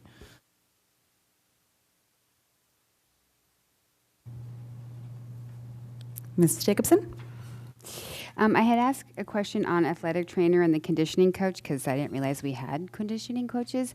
And thank you for the answer, but is that I'm looking for the FTE on that. Is that part-time person, full-time person, 2 people? What is that? It's part of it. Yeah, it is. It's part of the athletic trainer contracted services. It's not an FTE. I don't know whether it's 2 people or whether it's part-time. I'd have to check with the schools. Okay, can we just get a little more information on who he or she or they are and what their hours and that kind of information is, please? Thank you. Mr. Gavan is coming up. Okay. So we contract out for those positions. So there's one at each school, but it's a contracted position that's rolled into the athletic trainer and strength and condition coach. Out of that one line item, you're actually getting 2 contracted people each, right? An athletic trainer. Each school, so 4. Yes. Okay, so it's 4. Okay, that's what I was looking for. Okay, and what are they? How many hours? I mean, do we have an hour on them? Are they full? Are they there every day? I don't know off the top of my head how many hours, but it's we'd have to get that information for you. Okay, thanks so much. Any other questions on contracted services? Okay, seeing none, moving on to other purchase services, pages 78 and through 84.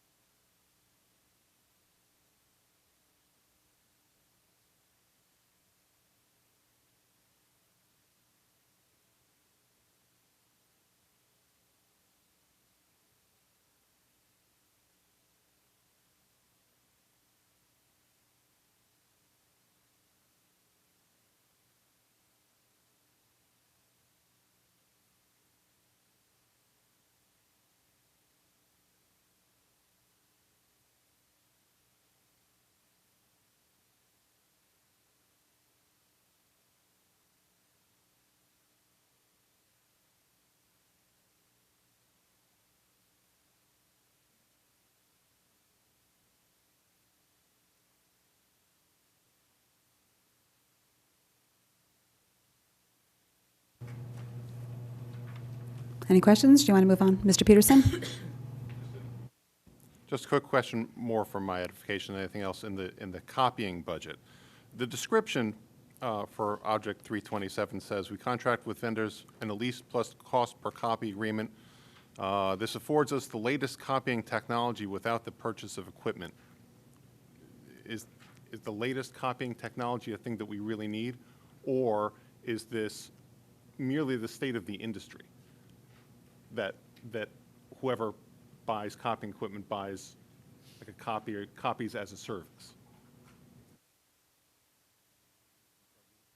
Can you address that at all? When we lease equipment, we can, we beat it up so badly that it needs to be replaced. And then so we don't own it to have to dispose of it. There's also, if it's a 4-year lease, the technology changes We do things like, copiers they copy, they print, they scan, they fax. We were able to get rid of fax machines and have, a multifunctional device. So that's the kind of technology that we take advantage of. It's not extravagant at all. There's other things that it could do for us that we haven't gotten because it was cost prohibitive. No, thank you. In fact, the thing that you said there the most is kind of most persuasive to me is that you beat them up and you don't want to do that if you own them. I guess that's, it's a whole thing that I don't think we want to reopen is do we want to lease versus buy, but it seems like if we're using them into the ground, then perhaps leasing is the right way to go. That was really the...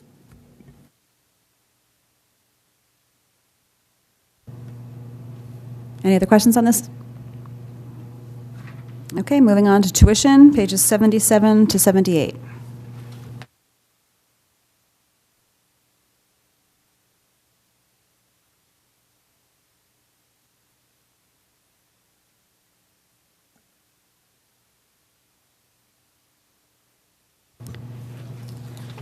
Is that your hand? Piece of paper. I know. Let me see if I can, because I took a note here. So this is actually based on one of Mr. Peterson's questions about the magnet enrollment. So I did notice that most of the magnet enrollment is pretty much, there are slight ups and downs, but RCA and Fairchild Wheeler have basically diminished by half. So I was just curious if there was any kind of color to that, any rationale as to why they've declined so sharply. And if you don't know, that's fine. That just kind of jumped out at me because everything else goes up and down, and those two have really declined precipitously. I mean, I didn't know if that was just like kind of a blip, or if it's something that we see is a trend, and so just curious. I could speak, I think, better to the Fairchild Wheeler case. Just following that more through the paper than the newspaper than anything. I think the trend that you're seeing in Fairfield is being reflected in the other sending districts. And I'll say that without commenting on why, except people vote with their feet. So I think that Bridgeport has asked the state to increase its ability to enroll its students in response to a declining enrollment from the sending towns. Thank you.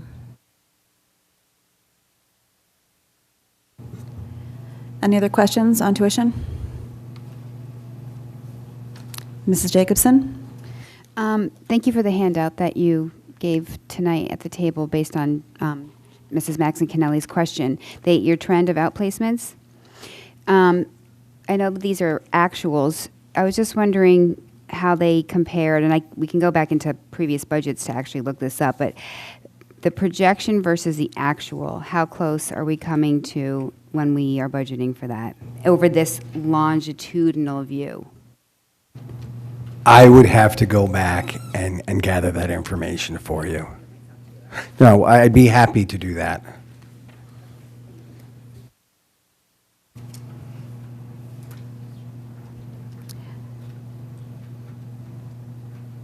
Any other questions on tuition? I'll give you, or do you want a couple more minutes or seconds to look through the Q&A document before we move on?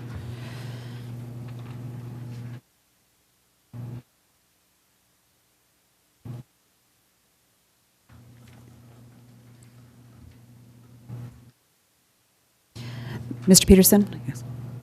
Just a follow-up to the outplacement chart. I'm sorry, I haven't had a chance to entirely process this. It looks like the trend has been pretty stable in terms of outplacements. Is the trend in special education stable, or are we doing this? Are we having fewer outplacements for a larger special ed population? A comment So on a that, percentage Mr. McKessie? basis. Yep. I'm composing my answer in my head before it comes out of my Without mouth. comment, thank you.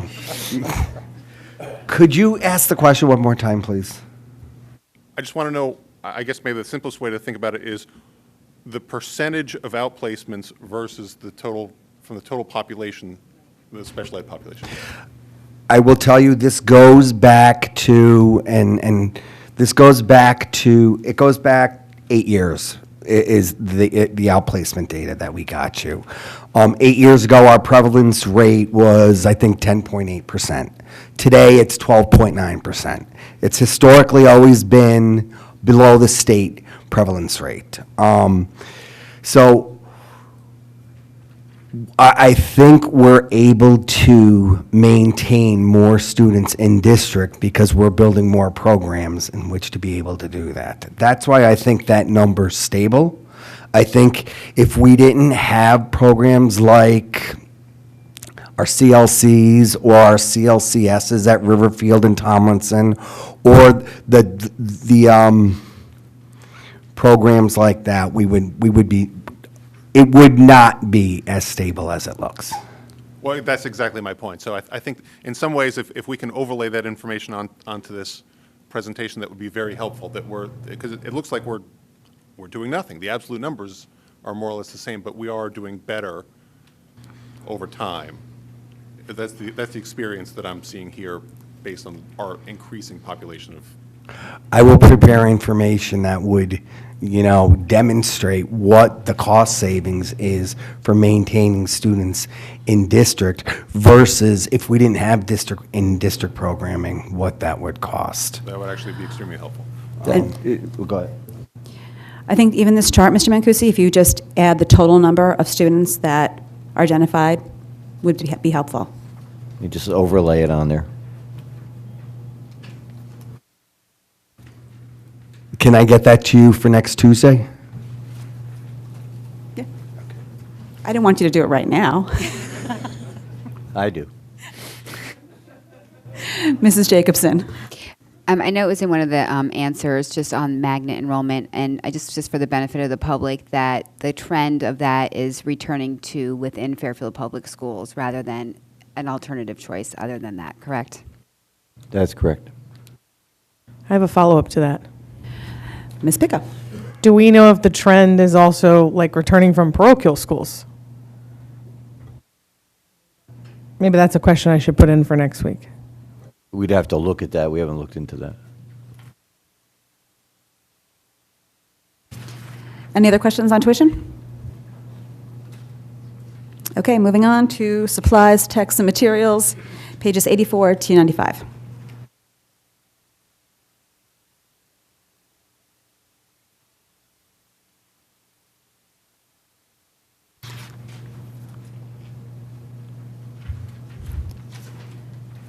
Mr. Peterson, I really want some questions from you.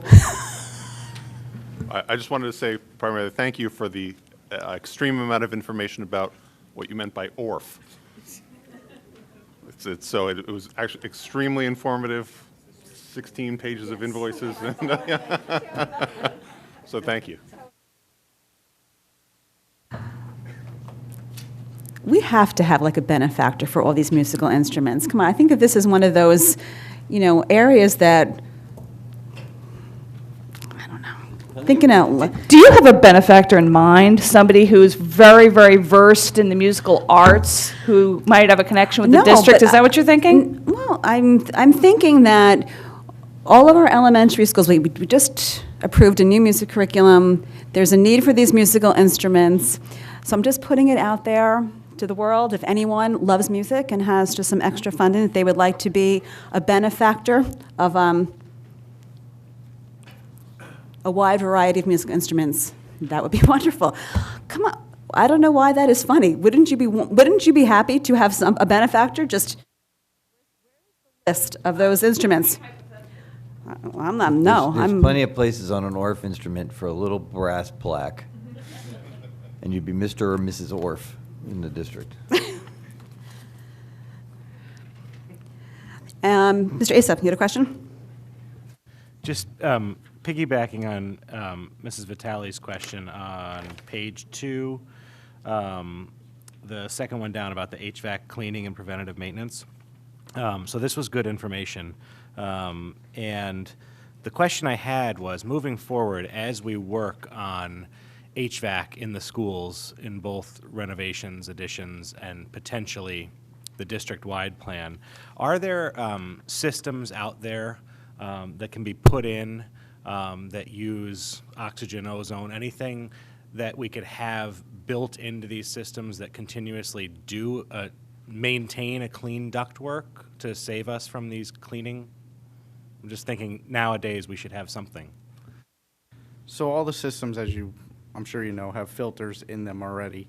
They just collect dust throughout the years through the traffic, clothing from the people walking through and out of the building. Are there systems that are self-cleaning or claim to be self-cleaning? Yes. We can definitely look into it more to see what advances they have made, but in my last looking into that type of system, which has been many years now, the best way was still to do a physical cleaning of the ductwork. So really, it's more of a dirt and dust buildup that's causing the microbial growth than something Correct. that okay, thank you. Yeah, it's people in and out, the collecting of the air samples from the room, dust from the clothing, that type of stuff. The actual physical bringing the air in from outside goes through our filters.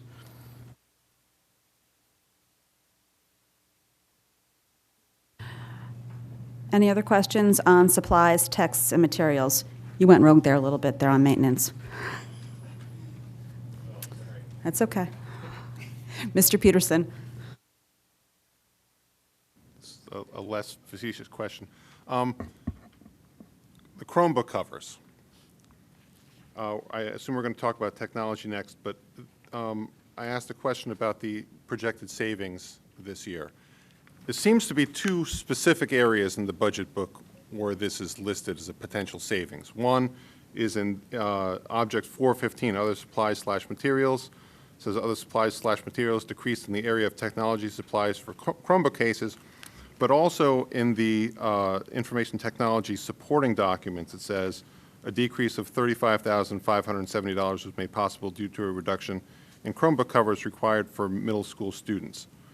Are those two separate lines in the actual budget? No, it's referring to the same line. That number on the technology page is wrong. All right, so the correct number is not... Is the 34,905 that you see on page 95. All right, but so there's not another $35,000 we're saving. We're only saving 34, what's the total number? Correct. 34,905 is the amount that we're saving. And the line item that the description on page 161 refers to is, I guess, line, well, I could look it up, but so we're only doing it once. There's only one savings, even though it's referenced twice Correct. in the book. Correct, Okay. because the budgeted amount is 98,000. That, where it says technology supplies, on page 161, the 98,000, that's the same account. It's just that the decrease was not correct on the technology page. Thank you. Could we just have clarified where what page number has a error on it? 161. Can you just be clear about or be specific about what it is that is an error? About halfway down the page, it says technology supplies, 98,000. It refers to a decrease of 35,570. The decrease is 34,905 on page, which is on page 95. So I'm sorry, that's not included in the technology budget. That's included in the supplies budget or whatever section we're working on now. Correct? Object 415. It's in the technology budget under object codes 415 supplies. All right, it's just object 415 is listed under supplies, texts, and materials, not under technology. This is where I was confused. 415, other supplies and materials, there's all kinds of different departments on page 95. There's personnel services at the bottom, technology services, pupil personnel services, every department, not every department, but there's certain departments that have supplies that qualify as other supplies and materials.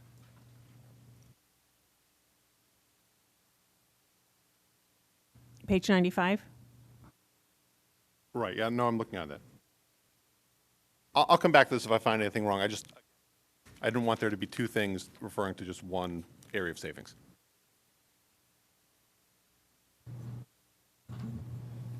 Any other questions about Mrs. Jacobson? It's just a broad question. So this proposed number is the lowest in quite a number of years. So each of the administrators at all of these schools are checked off on these numbers as comfortable for them? Well, I think I would hesitate to say that everybody's comfortable. I think where we are is what we saw in the requests was a number of requests that started to move from direct student service needs to requests for meeting spaces, requests for ancillary spaces, and when we were making judgments about where the money in the budget should be spent, given where we started the year, our commitment was to support the classrooms. The Chromebook implementation in 612 has reduced the number of machine uses or lab spaces and those other types of spaces. We're going to hopefully start to reclaim some of those for instructional spaces. We did hold off on the elementary and this was an early decision that we were going to hold off on any consideration for Chromebook expansion at the elementary level. We're not ready for that. I think people would like to have more display boards and those types of things, but given where we were, that was not the priority. Okay, thanks. Any other questions?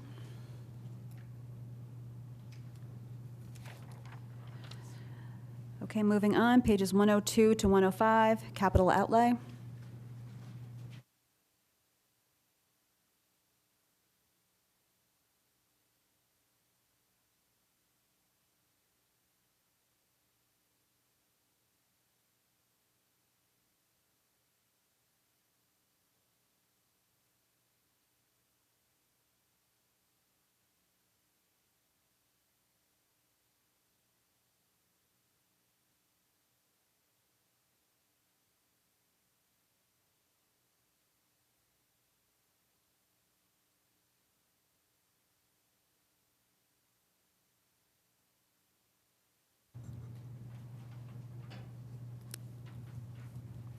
Mrs. Jacobson? The computers that were being purchased for elementary school, I believe there's 74 of them. Is that roughly about 24 per school that we're looking for? And are those basically for kind of classroom use or library media center or range of purposes? Just looking to look at what those 74 computers were identified as being needed for. You're referencing the Microsoft, yep. I don't know, Mr. Arnone, do you have the backup on that? No, but I believe Ms. Burns has that.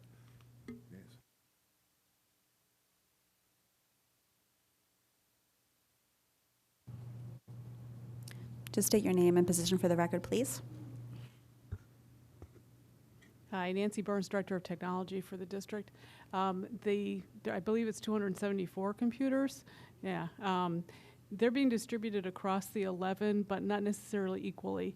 We did an analysis of how many computers we had per pupil, basically taking the number in the building, subtracting out those that were used by teachers and administrators, and we found some disparities in that allocation.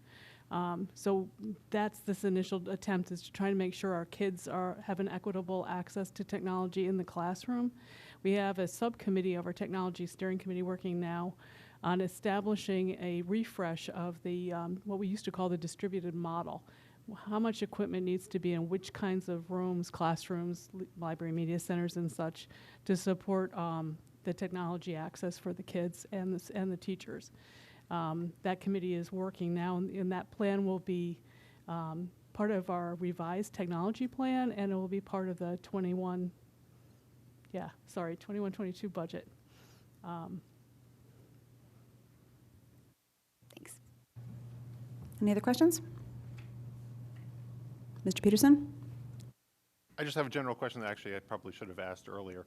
I wonder, for the benefit of the public, if we could talk very briefly about the cybersecurity audit, what sparked that, the individual costs for that, and how that's going to be taking place over the course of the year. I'll begin this and then turn to Ms. Burns for a follow-up. But essentially, that was board members' request that we look into that. I think, given where we are, not only across the clearly society, but what we're seeing even within district and what we've seen happen in neighboring districts throughout the state and outside our immediate area, it's an awareness we wanted to heighten. So Ms. Burns has more of a background on this, but this is something that we feel is timely and relevant and we need to get done. Mrs. Jacobson? Also, I believe the last one was 2009, correct? Outside audited kind of. I believe you're referring to the Prismatic audit, which was an operational audit, not a cybersecurity audit, although they did look at technology at that time, but not really security systems by any means. And in the last decade, as we're all well aware, the bad guys have gotten very sophisticated. And on a daily basis, we're combating that. We've invested a lot of money in some very specific products that are dealing with specific services and protections that we've put into place. What I'd like to do is have somebody come in and look at what we've put into place, let us know, confirm that we're putting our dollars where we should be, because we also are using, albeit I'll say free in quotes, services that we get from the Connecticut Education Network, because they're our main ISP for all our students and faculty, meaning that we get our internet services through them. They provide denial of service protection, they provide web filtering for us, and a lot of other things that are rather complicated. So to me, the audit will let us know if we're going in the right direction, if we're investing our money wisely, or we should take a step back and maybe adjust, and in particular, what we should be doing for our end users. Many districts and towns have done anti-phishing training and other things to kind of protect your end users from making the mistakes that cause the naysayers to get into your network. And we haven't spent any money there. I don't know that we need to or we should. The other goal I have is that there are things that we've done traditionally in the district to make teaching, or at least the time of instruction, maximized rather than worrying about logging into a computer. Some of that's like the length of passwords and that sort of thing. The frequency of changing passwords, we're not in compliance with what's recommended by cybersecurity experts. I'd like somebody outside the district to come forward and kind of say, you guys really need to get with the times, so that we can have some basically authority behind our request to rethink some of that. The dollar amount we put in the budget is based on 5 or 6 different conversations we had with a number of different vendors who do this on a regular basis, and what kinds of audits they could provide. There's many different varieties of things that they could do. And I felt that this dollar amount would give us the most comprehensive audit that we could get, rather than just picking one vertical and saying, let's just go there and look at this. I think we really need that overarching look. So I appreciated the request. Thank you. Any other questions on capital outlay? Mr. Peterson. Sorry, I have a different questions. We reduced, I think this is the correct section. Last year we established this this theft damaged account. We funded it at $25,000. It looks like you're reducing that to $20,000 this year. Is that based on your experience and use over the past year? It is, and Ms. Burns, do you want to provide some detail to that? I wasn't aware of the reduction, and I wasn't aware that there was funding in the account, to be honest with you. I knew in previous years that had been funded differently. But that being said, our experience has been rather good with the one-to-one. I would say the majority of the students have been well behaved, and most of the Chromebooks that at the end of last year were determined to be lost were actually found in all sorts of interesting places, and were returned to us, and that included charges. So it was, we did ask parents to pay for those lost items. We did also ask people to pay when the deans or the other administrators in the building determined that it was an intentional act. But we haven't collected money from kids that, close the Chromebook with their pen still on the keyboard. I mean, we've all done silly things like that. That's just part of the learning process, we feel. But our theft from a computer perspective has been very limited, so I don't think we've impacted that. But I also know that theft account is used for other school business, other things that are lost or damaged through flood or other kinds of crazy things that happen. Just clarify, I think you're talking about a line item on 104? That's a maintenance department. Not that Nancy's doesn't, some of her things haven't run through there, but that's a district-wide account for theft or lost or vandalism or that kind of thing. No, that's what I thought, but I mean, okay. The things that we think about are getting damaged are Chromebooks, frankly. And as somebody who paid $40 to replace an AC adapter for a Chromebook, I understand that things happen and things go missing. While we're talking about Chromebooks, and I don't want to go too far down the line with talking about Chromebooks, with everything there possibly is related to that, but in terms of the charging cards, students are supposed to be charging on their own. How is that working out? Is there a need for more chargers, or are students being responsible and taking... Each of the schools has handled that a little bit differently because it depends on their physical configuration. Our intent is that the students leave their chargers at home. Like any group of kids, some follow the rules and charge them, others don't. Some of the kids that get them initially don't understand how to plug them in properly, so they have issues getting them charged. They'll come to school thinking they're charged, but they're not. Some of them are honestly not charging them. Other kids are playing games. Oh, I need to go to the library because mine isn't charged, so I can get it charged, or I can do this, and they're basically trying to cut class.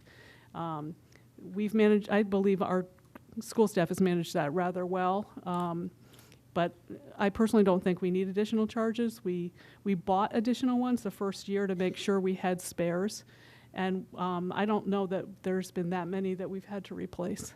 I just looked at the stats the other day, and it was not significant, and my staff has not asked me to purchase additional spares for their buildings for the last 2 years. Okay, good, thank you. Mrs. Jacobson, was that a hand? No? Okay, we are done with the sections for tonight. I will just take 30 seconds for everyone just to look through their notes and through the Q&A to see if there's anything else that you want to ask about what we covered tonight before we go to the public. Mrs. Jacobson? Thank you for putting together the unexpected operating expenses. Where do we put this piece? Is this in maintenance, is it in support, or is it an executive summary piece, historical reference? Where do you want to talk about the unbudgeted numbers? There's 3 different places I could see it living, so in the right time. Why don't we wait until next week and we'll talk about it as part of the maintenance discussion. Hopefully we won't be adding to that list in the next week.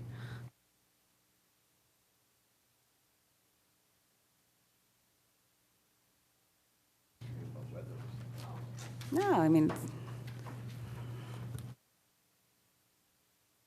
Mrs. Gerber? Yeah, I wanted to backpedal a little because I guess ask a question first because I don't have the agenda for our next meeting.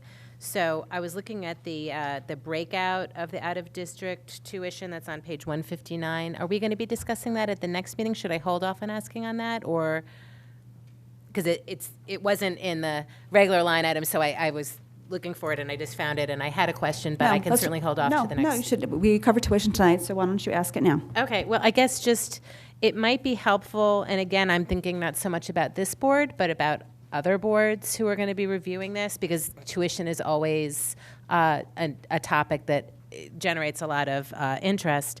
And, the tuition actually went down slightly, but the number of students has increased. And so I just think, I know in the past we've had kind of more of a breakout in terms of the tuition amounts, just to kind of get a sense, especially I think with the RTM, because you always have new members on the RTM, who don't necessarily understand what tuition really is and the amounts and that kind of a thing. So just if it might be possible, even if not for this board, or if it is if it's not that difficult to do, just to get a better breakout, just to kind of show how we ended up with this number, even with more students. Just, I don't know. I just thought it might be helpful, just because it is a topic that always generates a lot of discussion and interest. We would be happy to put something together to demonstrate that for the next board meeting. And I think this was one of my questions that I asked after this first round, and we talked about it when we toured Walter Fitzgerald this weekend. Just maybe the listing of the schools that we, not looking for student privacy for the number of students are at each school, but just what schools we are outplacing students to, and just the average tuition at those schools probably would be helpful. We will do that. Any other questions? Thank you all. You can return to the audience and make room for any public comment.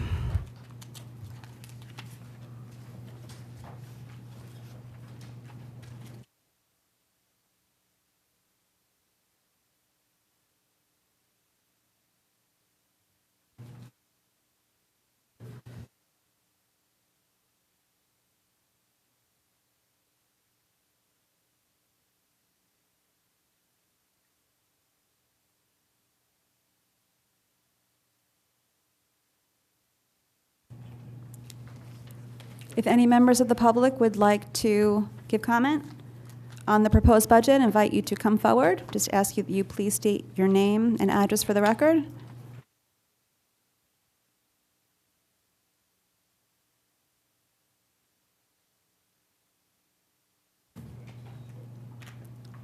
Seeing none. Before a motion, does any board members have any questions about next week or comments? Mrs. Gerber?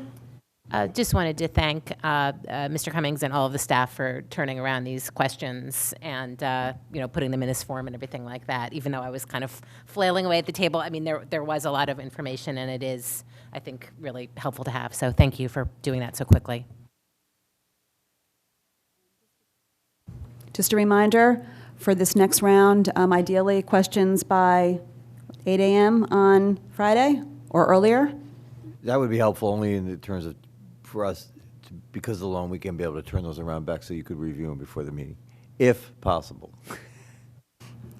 Mrs. Maxon Kennelly? I just have to say I had the most student-like experience when I was inputting my questions and on the Google Doc, and all of a sudden M for Mike Cummings popped up, and just this feeling that he's looking over our shoulder was very, very eerie. I didn't sleep this weekend. I was monitoring the whole time.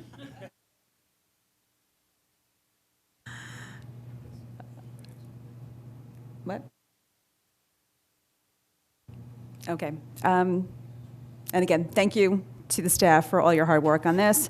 It was very helpful to have all this information. With that, motion to adjourn. Mr. Peterson, seconded by Ms. Pitko. All in favor? It's unanimous. Motion passes 9-0.